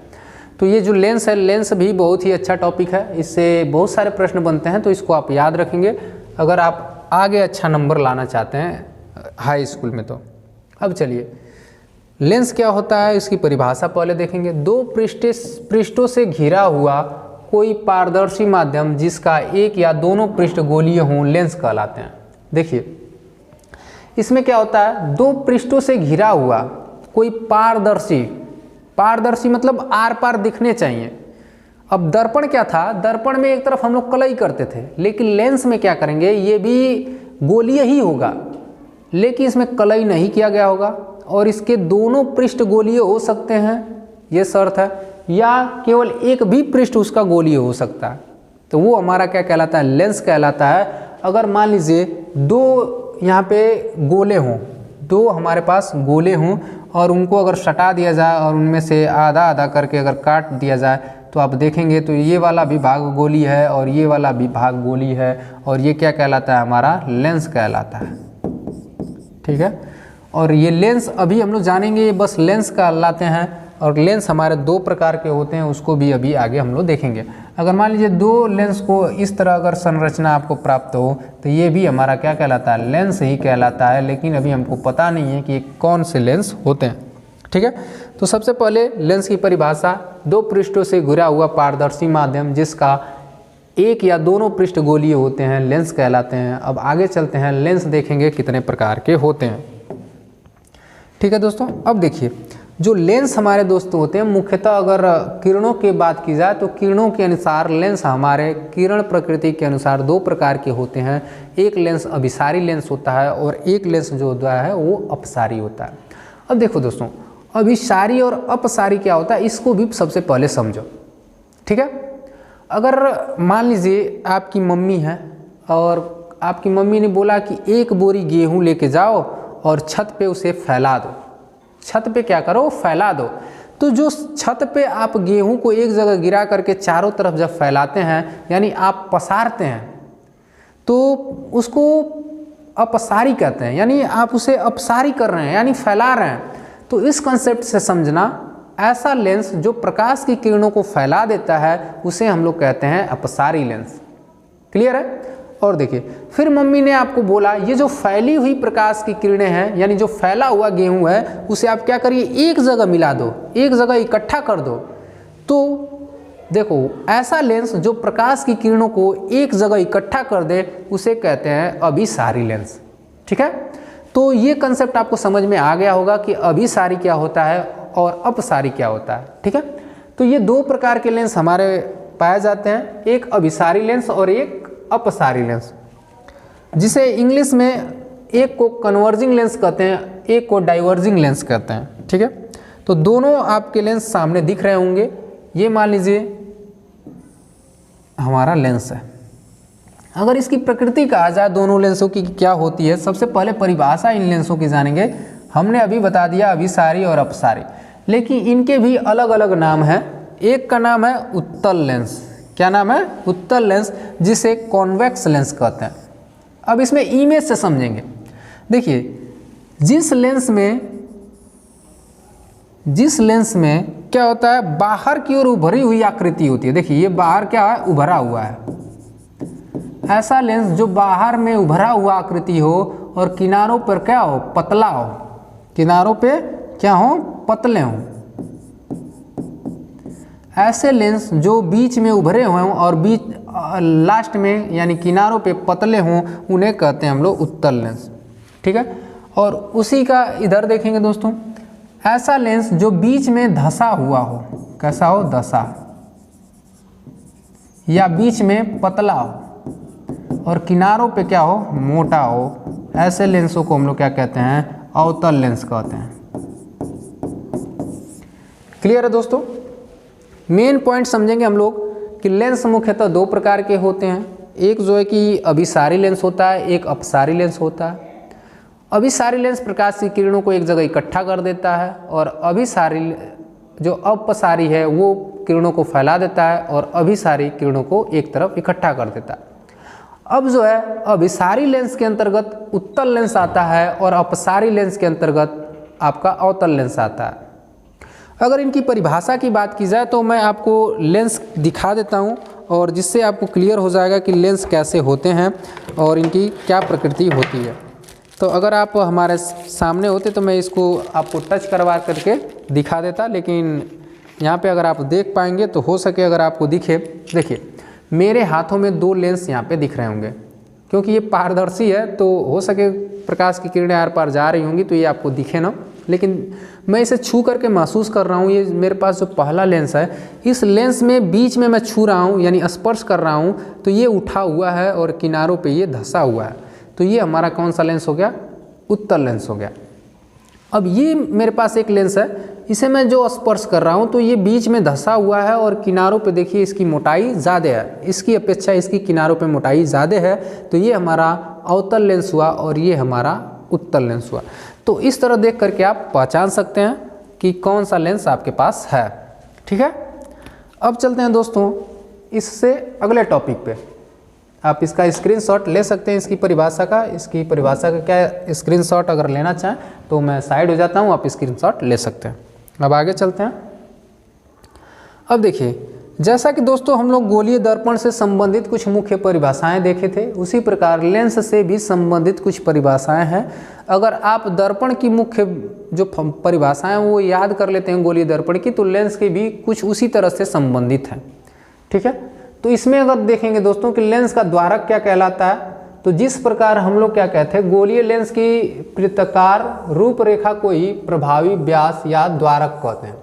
तो देखिए गोलीय लेंस का द्वारक यानी जो गोलीय लेंस जितना चाप का होता है, यानी यहाँ से यहाँ तक का, वही उसका क्या कहलाता है, वृत्ताकार चाप जो होता है वही इसका द्वारक कहलाता है। ठीक है। इसे भी दोस्तों हम लोग MN से प्रदर्शित करते हैं। ठीक है। अब देखिए लेंस का प्रकाशिक केंद्र, लेंस का केंद्रीय बिंदु प्रकाशिक केंद्र कहलाता है, यानी यही जो मेन बिंदु है इसे हम लोग O से प्रदर्शित करते हैं। यही इसका क्या कहलाता है, प्रकाशिक केंद्र कहलाता है। लेंस का मुख्य अक्ष क्या कहलाता है दोस्तों, तो देखिए वह काल्पनिक रेखा, क्या कहेंगे, वह काल्पनिक रेखा। अब चलिए दोस्तों यहाँ पे हम लोग देखेंगे लेंस से संबंधित कुछ मुख्य परिभाषाएं। ठीक है। जिस प्रकार दोस्तों दर्पण से हम लोग जाने थे मुख्य अक्ष क्या होता है, उसका ध्रुव क्या होता है, उसी प्रकार इसमें भी सारी परिभाषाएं आपको देखने को मिलेंगी। तो सबसे पहला दोस्तों यहाँ पे बिंदु है, पूछा गया है कि लेंस का द्वारक किसे कहते हैं। तो देखिए लेंस, गोलीय लेंस की वृत्ताकार रूपरेखा का प्रभावी व्यास, यानी जो लेंस है, ये जो लेंस है इसका वृत्ताकार जो पूरा व्यास है, इसकी प्रभावी जो लंबाई है, यहाँ से यहाँ तक की जो लंबाई है वही क्या कहलाता है दोस्तों, द्वारक कहलाता है। क्या कहलाता है, द्वारक कहलाता है, जिसे हम लोग MN से लिखते हैं। अगर मान लीजिए हमारा लेंस है तो तो ये पूरा MN कहलाएगा। यहाँ से ये जो डैश डैश अगर हम लोग कर दें तो यही पूरा क्या कहलाएगा, द्वारक कहलाता है। ठीक है, अब देखिए लेंस का प्रकाशिक केंद्र क्या होता है। तो ये जो लेंस है दोस्तों, लेंस का जो बीचों बीच एकदम अगर कोई पॉइंट अगर यहाँ पे हम लोग रखें, यहाँ पे अगर कोई लेंस के बीचों बीच अगर पॉइंट रखते हैं तो यही प्रकाशिक केंद्र कहलाता है। क्या कहलाता है, प्रकाशिक केंद्र। और उसे हम लोग दोस्तों O से लिखते हैं। किससे लिखते हैं, O से लिखते हैं प्रकाशिक केंद्र को। अब देखिए लेंस का मुख्य अक्ष क्या कहलाता है। तो लेंस के केंद्र से होकर जाने वाली काल्पनिक रेखा को लेंस का मुख्य अक्ष कहते हैं। तो देखिए लेंस का प्रकाशिक केंद्र से होकर जाने वाली काल्पनिक रेखा ही क्या कहलाती है, मुख्य अक्ष कहलाती है। जिस प्रकार हम लोग दर्पण में पढ़े थे कि ध्रुव को और वक्रता केंद्र को मिलाने वाली रेखा को मुख्य अक्ष कहते हैं, उसी प्रकार इसको भी आप कह सकते हैं कि प्रकाशिक केंद्र से होकर जाने वाली जो काल्पनिक रेखा होती है उसी को मुख्य अक्ष कहते हैं। ठीक है, अब देखिए लेंस का मुख्य फोकस क्या होता है। जिस प्रकार दोस्तों हम लोग जाने थे कि दर्पण के मुख्य अक्ष के समांतर आने वाली प्रकाश की किरणें टकराने के बाद एक पॉइंट पे होकर मिलती हैं, वही पॉइंट हमारा क्या कहलाता है, मुख्य फोकस कहलाता है। उसी प्रकार इसमें भी वही होता है कि मुख्य अक्ष के समांतर आने वाली प्रकाश की किरणें अपवर्तन के पश्चात जिस बिंदु पर अपसरित या अभिसरित हुआ प्रतीत होती हैं, वही पॉइंट हमारा क्या कहलाता है, मुख्य फोकस कहलाता है। ठीक है, अब देखिए लेंस का वक्रता केंद्र क्या कहलाता है, इसे देखेंगे। लेंस जिस गोलीय पृष्ठ का भाग होता है उसके केंद्र को लेंस का वक्रता केंद्र कहते हैं। तो इसमें दोस्तों हम लोग जानते हैं कि दो गोलीय पारदर्शियों को बनाया जाता है। तो इसमें दो केंद्र आपको देखने को मिलते हैं, एक तरफ C1 और एक तरफ दोस्तों C2, और दो गो फोकस भी आपको F1 और F2 देखने को मिलते हैं। तो कभी भी हम लोग अगर इमेज ड्रा करेंगे तो इस तरह आप ड्रा कर सकते हैं। तो ये सारी परिभाषाएं दोस्तों याद करने की कोई ज़रूरत नहीं है। आप एक बार या दो बार अगर आप चित्र को बनाते हैं तो आपको पूरा एकदम क्लियर हो जाएगा कि आपको कैसे कैसे इसमें क्या परिभाषाएं होने वाली हैं। तो रटना नहीं है, बस समझना है। इमेज 2-4 बार आप बनाएंगे, वो सारा डाटा आपको क्लियर हो जाएगा। ठीक है, अब देखिए जिस प्रकार दोस्तों किरण आरेख के नियम दर्पण में थे, उसी प्रकार किरण आरेख के नियम आपको लेंस में भी देखने को मिलेंगे। उसमें हमने पढ़ा था 4 जो कि नियम होते हैं। इसमें भी कुछ दर्पण के तरह इसमें भी लेंस में भी नियम होते हैं। जिस प्रकार हम लोग दर्पण में पढ़े थे कि मुख्य अक्ष के समांतर आने वाली प्रकाश की किरणें कहाँ से होके जाती हैं, फोकस से होके जाती हैं, उसी प्रकार लेंस में भी हम लोग पढ़ेंगे मुख्य अक्ष के समांतर आने वाली प्रकाश की किरणें फोकस पे अभिसरित या अपसरित हुआ प्रतीत होती हैं। जैसे मान लीजिए हमारे पास ये क्या है, उत्तल लेंस है। तो इससे जो है कि एक पहला नियम देखेंगे तो मुख्य अक्ष के समांतर आने वाली प्रकाश की किरणें अपवर्तन के पश्चात कहाँ जाके मिलती हैं, फोकस से मिलती हैं। तो यही फोकस का दूसरा बिंदु होता है, वहाँ पे आके मिलती हैं। अगर वही आपके पास कौन सा लेंस हो, आपके पास अगर अवतल लेंस हो तब क्या होगा। मान लीजिए एक प्रकाश की किरणें मुख्य अक्ष के समांतर आई और ये दोस्तों हम लोग जानते हैं कि ये अभिसरित नहीं करता है, ये अपसरित करता है, यानी किरणों को फैला देता है। तो दूर फैला देगा किरणों को। तो हम लोग क्या करेंगे, अब ये तो किरणें इधर कभी मिलेंगी नहीं, तो इसे हम लोग डैश डैश कर करके आगे बढ़ाएंगे और फोकस 1 पे मिलाएंगे। कहाँ मिलाएंगे, फोकस 1 पे। तो ये ध्यान देना होगा आप लोग को कि जो उत्तल लेंस के लिए पहला नियम होगा या दूसरा या तीसरा, वो कोई भी किरणें मिलेंगी तो लेंस के इस साइड मिलेंगी, दाहिने साइड। लेकिन अवतल लेंस में क्या होंगी, कोई भी किरण आरेख खींचेंगे और मिलाएंगे तो वो दर्पण के जिस साइड वस्तु को रखेंगे उसी साइड उसका प्रतिबिंब बनता है और उधर ही इन किरणों को डॉट डॉट करके मिलाएंगे। तो पहला नियम, मुख्य अक्ष के समांतर आने वाली प्रकाश की किरणें अपवर्तन के पश्चात फोकस से होकर जाती हैं। उसी प्रकार अवतल लेंस में भी वही होगा, मुख्य अक्ष के समांतर आने वाली प्रकाश की किरणें अपवर्तन होने के बाद ये मुख्य फोकस पे मिलता हुआ प्रतीत होती हैं। ठीक है, अब अगला चलते हैं।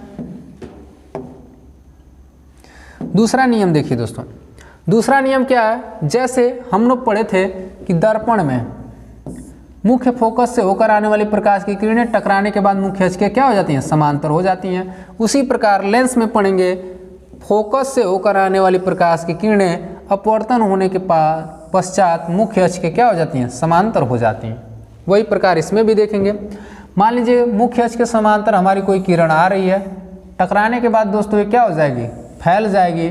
और इसे अगर हम लोग बढ़ाएंगे तो डैश डैश करके बढ़ाएंगे तो इस तरह का यहाँ फिगर आपको देखने को मिलेगा।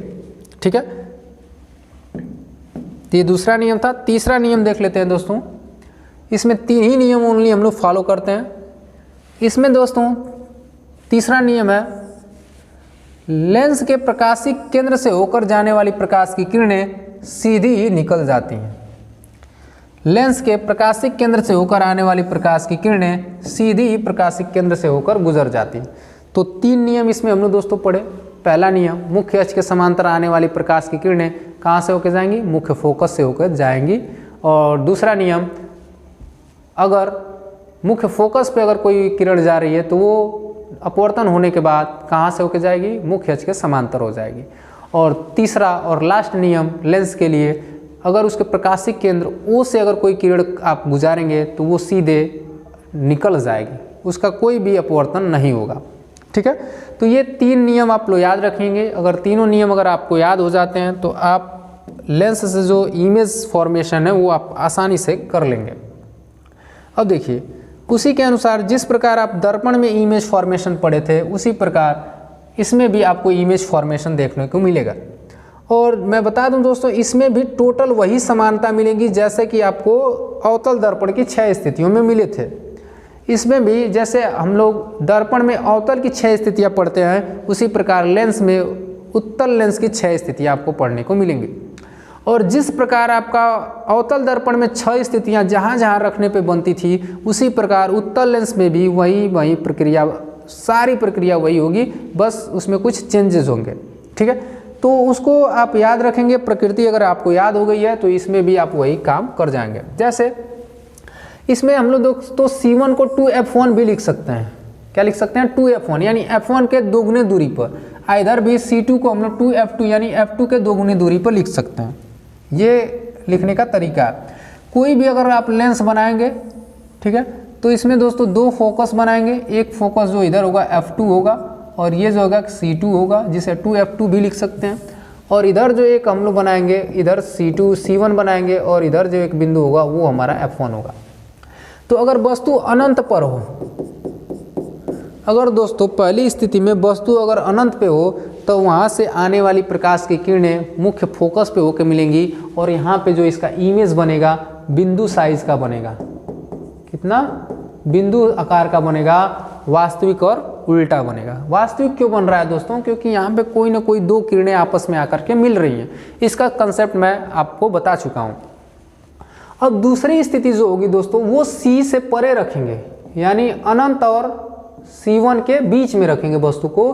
तो जब यहाँ देखेंगे तो यहाँ एक जो है कि इसके टॉप से होकर के एक किरण जाएगी और ये मुख्य अक्ष के समांतर वाली किरण है, तो ये कहाँ से होकर जाएगी, दूसरे फोकस बिंदु से होकर जाएगी। और एक जो है कि किरण हम लोग इसके प्रकाशिक केंद्र से गुजारेंगे तो वो सीधे गुजर जाएगी और यहाँ पे एक कटा हुआ प्रतिबिंब बनेगा, जो कि जहाँ पे ये 2 किरणें काटेंगी वहीं पे प्रतिबिंब बनेगा। और ये प्रतिबिंब आप देख सकते हैं कहाँ बना है, f2 और C2 के बीच में बना है और वस्तु से छोटा बना है। ठीक है, अब इसके अलावा फिर अगली स्थिति में देखेंगे दोस्तों, जब वस्तु को C2 पे रखा जाए, C1 पे रखा जाए या 2f1 पे रखा जाए, तब इसका क्या यहाँ प्रतिबिंब बनेगा। तो यहाँ पे भी एक मुख्य अक्ष के समांतर प्रकाश की किरणें आएंगी और एक फोकस से होकर जाएगी, फिर एक जो है कि प्रकाशिक केंद्र से होकर जाएगी और सीधे निकल जाएगी। अब यहाँ पे जो प्रतिबिंब बनेगा दोस्तों वो C2 पे बनेगा, यानी 2f2 पे या C2 पे बनेगा। जिस प्रकार हम लोग अवतल दर्पण में अगर C पे वस्तु रखते थे तो उसका प्रतिबिंब हमेशा आकर के कहाँ C पे ही बनता था, तो वही स्थिति इसमें भी है, लेकिन बस यहाँ पे f1, f2 और C1, C2 रख दिया गया है। तो इस तरह का अगर आप याद कर लेते हैं तो दर्पण की ही सारी स्थितियाँ इसमें भी बनेंगी। अब देखो, अब वस्तु को C1 और f1 के बीच में अगर रखोगे तो यहाँ पे हमने वस्तु रख दिया। एक जो है कि प्रकाश की किरण आई और ये दूसरे बिंदु से f2 से होकर गई, फिर एक जो है कि हम लोग सीधे सीधे गुजार दिए। अब दोनों यहाँ पे काटी तो यहाँ पे देखेंगे तो वस्तु से कुछ बड़ा प्रतिबिंब बनेगा और C2 से परे बनेगा और वस्तु से बड़ा वास्तविक और उल्टा बनेगा। ये एक टेबल मैं दिखा दूंगा, अगर आप चाहें तो जिस तरह मैं बता रहा हूँ उसको आप नोट भी कर सकते हैं। इसका एक टेबल मैं आपको दिखा दूंगा।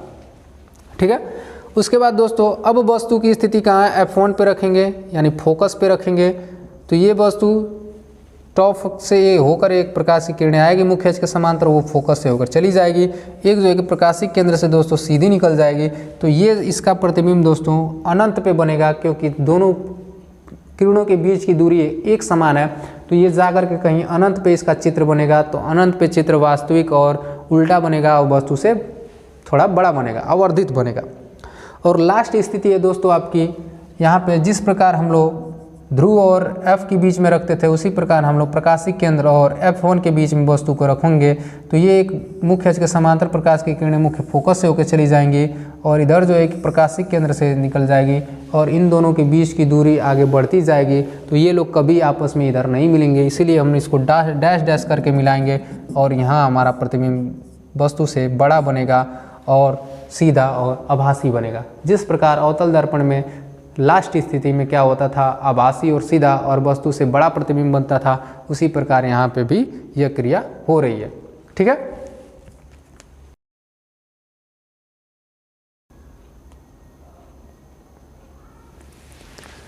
तो वही प्रक्रिया दोस्तों इसमें भी हुआ है।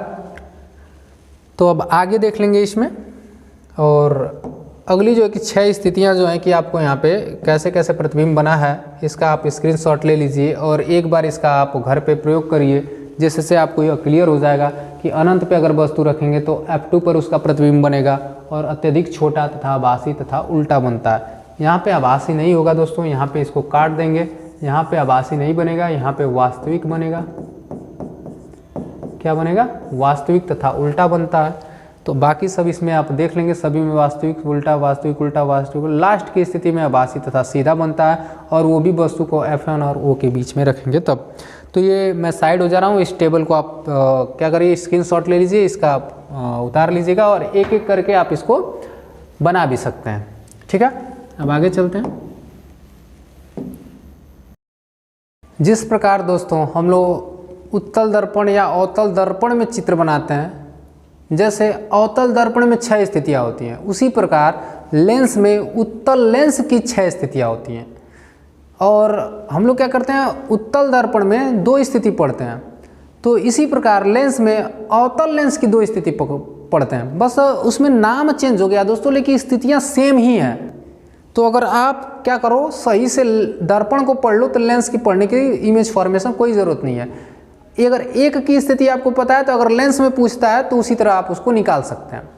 तो जिस प्रकार हम लोग उत्तल दर्पण में 2 स्थितियां पढ़ते हैं, उसी प्रकार अवतल लेंस में 2 स्थिति देखेंगे। जब वस्तु को अनंत पे रखेंगे दोस्तों तो उसका प्रतिबिंब फोकस पे बनेगा, अत्यधिक छोटा बनेगा और आभासी तथा सीधा बनेगा। जैसे आप देख लीजिए, ये हमारा क्या है, अवतल लेंस है। इसमें मुख्य अक्ष के समांतर आने वाली प्रकाश की किरणें दोस्तों अपवर्तन के पश्चात अपसरित हो जाएंगी। तो उसको क्या करेंगे, धीरे धीरे डैश करके हम लोग इधर फोकस की तरफ मिलाएंगे और यहाँ F1 पे बहुत ही बिंदु आकार का आपका चित्र बनेगा, जैसा कि आप टेबल में देख सकते हैं। उसी प्रकार दूसरी स्थिति हमेशा होती है O और इधर हमेशा कभी भी 2F1 के बीच में रखेंगे तो हमेशा आपका प्रतिबिंब क्या होगा, वस्तु से छोटा बनेगा, आभासी तथा सीधा बनेगा। ये सारा आप स्थिति दोनों देख सकते हैं। जिस प्रकार उत्तल दर्पण में 2 स्थितियां होती हैं, उसी प्रकार अवतल लेंस में 2 स्थितियां होती हैं। ठीक है, तो ये कोई बड़ी चीज़ नहीं है। अगर आप एक बार 2 बार प्रैक्टिस करेंगे तो ये आपका क्लियर हो जाएगा और आप अच्छे से अगर पढ़ेंगे तो ये टॉपिक भी समझ में आ जाएगा। कोई बड़ी टॉपिक है नहीं, बस एक बार 2 बार आपके रिवीजन का है। आपको नहीं समझ में आ रहा है, कोई दिक्कत नहीं है, एक बार देखिए, 2 बार देखिए, आप उसको प्रैक्टिस करिए। देखिए, प्रैक्टिस ही सबसे बड़ी चीज़ है। अगर आप एक बार वीडियो देख लेते हैं, फिर एक बार अपने से बनाने का प्रयास करिए कि अगर इस वस्तु को यहाँ रखेंगे तो इस तरह किरण जाएगी, यहाँ जाएगी, इस तरह अपवर्तित होगी, इस तरह परावर्तित होगी, फिर काटेगी, फिर यहाँ इसका चित्र बनना चाहिए। तो जब तक 6 स्थितियाँ आप याद नहीं करेंगे तो किरण को कटाएंगे तो गलत गलत आपका कटेगा और आपका नंबर भी कटेगा। तो अभी से प्रैक्टिस कर लीजिए कि आने वाले एग्ज़ाम में अगर आपका एग्ज़ाम आए तो अच्छे से नंबर आपको उठे। तो आप हमेशा अग्रसोचित की तरह तैयारी करिए कि अगर अभी सोचेंगे कि जब एग्ज़ाम आएगा तो उस समय पढ़ेंगे, कोई बात नहीं है। उसी तरह आप भुलवाते रहेंगे अपने आप को। अगर अभी से आप हर एक चैप्टर पे कमांड अगर आप करते चलते हैं तो आगे चल करके बस आपको रिवीजन करना रह जाएगा और आपका एग्ज़ाम अच्छे तरीके से जाएगा। तो आप बातों पे ध्यान दीजिए और जितने सारे आपके टॉपिक पढ़ाए गए हैं सारे टॉपिक को आप एक बार रिवीजन करिए। अब देखिए, जिस प्रकार दोस्तों हम लोग क्या करते हैं, दर्पण के लिए दूरियां नापने का सूत्र पढ़े थे, यानी कैसे कैसे आप दूरी, अगर आप ऊपर जाएंगे तो क्या दूरी होगी, नीचे जाएंगे तो क्या दूरी होगी, उसी प्रकार सारी दूरियों का सूत्र इसमें भी हम लोग उसी तरह लगाते हैं। बस क्या करते हैं, उसके प्रकाशिक केंद्र से नापते हैं। सारी दूरियां उसके कहाँ से नापते हैं, प्रकाशिक केंद्र से नापते हैं, जिसे हम लोग ओ से लिखते हैं। और हम लोग जाने हैं प्रकाशिक केंद्र से बाईं तरफ की दूरियां हम लोग प्लस में माइनस में नापते हैं, और ऊपर की दूरियां हम लोग प्लस में नापते हैं, और नीचे की दूरियां माइनस में नापते हैं। उसी प्रकार दाईं ओर की दूरियां हम लोग प्लस में नापते हैं। तो बस ये आप लोग याद रखिएगा। इस तरह का कॉन्सेप्ट आप लोग याद रख लेते हैं तो आपको कोई दिक्कत नहीं होगी, ठीक है। जैसे आप दर्पण में कॉन्सेप्ट पढ़े थे वही लेंस में भी कॉन्सेप्ट है। अब देखिए दोस्तों, जिस प्रकार हम लोग दर्पण सूत्र पढ़े थे उसी प्रकार लेंस का भी सूत्र होता है। उसके फोकस दूरी, वस्तु की दूरी और प्रतिबिंब की दूरी में संबंध क्या होता है, तो वो संबंध होता है 1/f बराबर क्या, 1/f बराबर 1/v माइनस 1/u। यही दर्पण का लेंस का सूत्र कहलाता है। तो याद रखेंगे। कहीं कहीं बच्चे क्या करते हैं कि इसमें प्लस लगा देते हैं। तो अगर आप 1/f बराबर निकालोगे 1/v प्लस 1/u, तो ये सूत्र हो जाएगा दोस्तों दर्पण का। किसका हो जाएगा, दर्पण का हो जाएगा।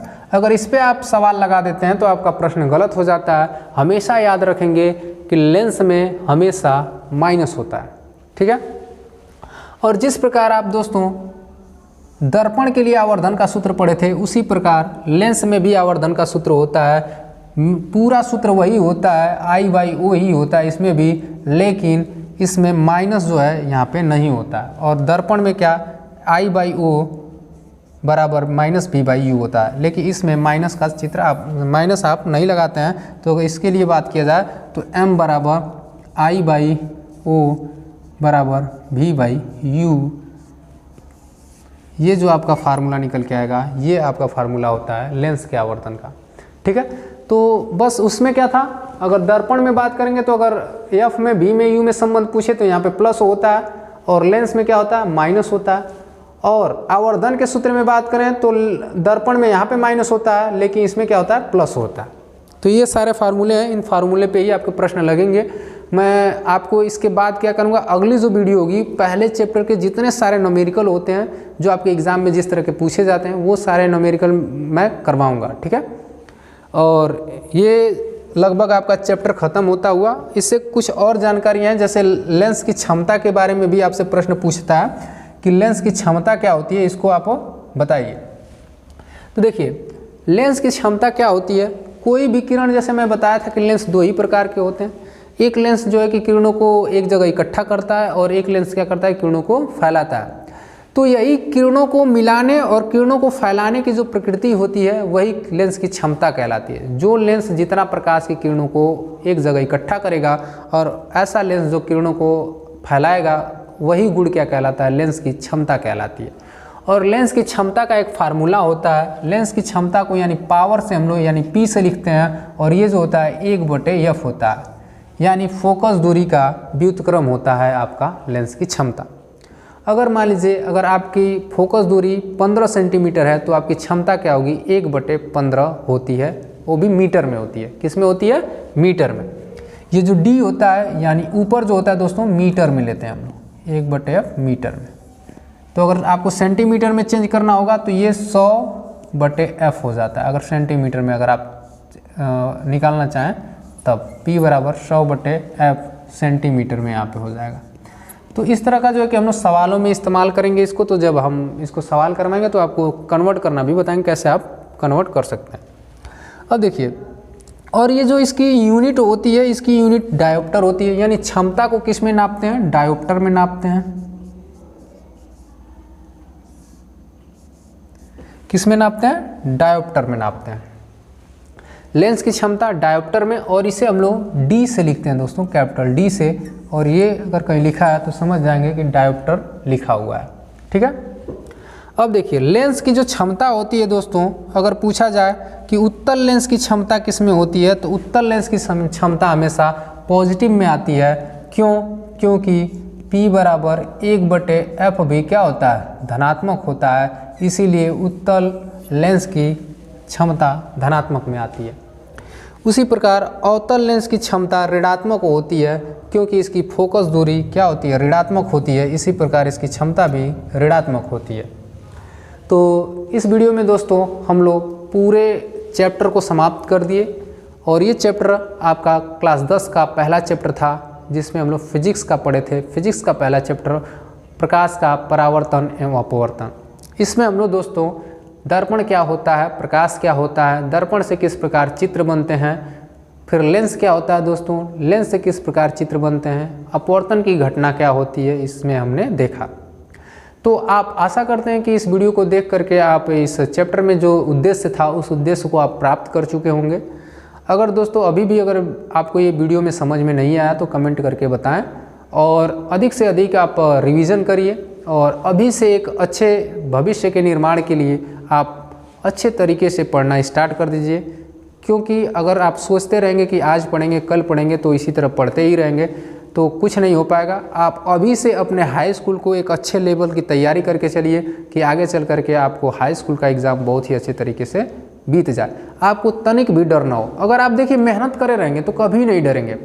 तो आप अभी से मेहनत करिए, अभी से समझिए मेरा एग्ज़ाम 1 महीने बाद ही है, तो उस हिसाब से आप पढ़ाई करिए, आपका एग्ज़ाम बहुत ही अच्छा जाएगा। ठीक है दोस्तों, आशा करते हैं ये वीडियो आपको पसंद आएगा। वीडियो पसंद आएगा तो अपने दोस्तों में शेयर करिए। अगर आप हमारे कोचिंग से जुड़ना चाहते हैं तो नीचे दिए गए व्हाट्सअप लिंक पर क्लिक करिए और हमारे पूरी जानकारी आपको दी जाएगी। और हमारे नए बैचेस स्टार्ट हो चुके हैं, आप इसमें आकर के ज्वाइन कर सकते हैं। मिलते हैं अगले वीडियो में नए वीडियो के साथ, तब तक के लिए दोस्तों बाय बाय।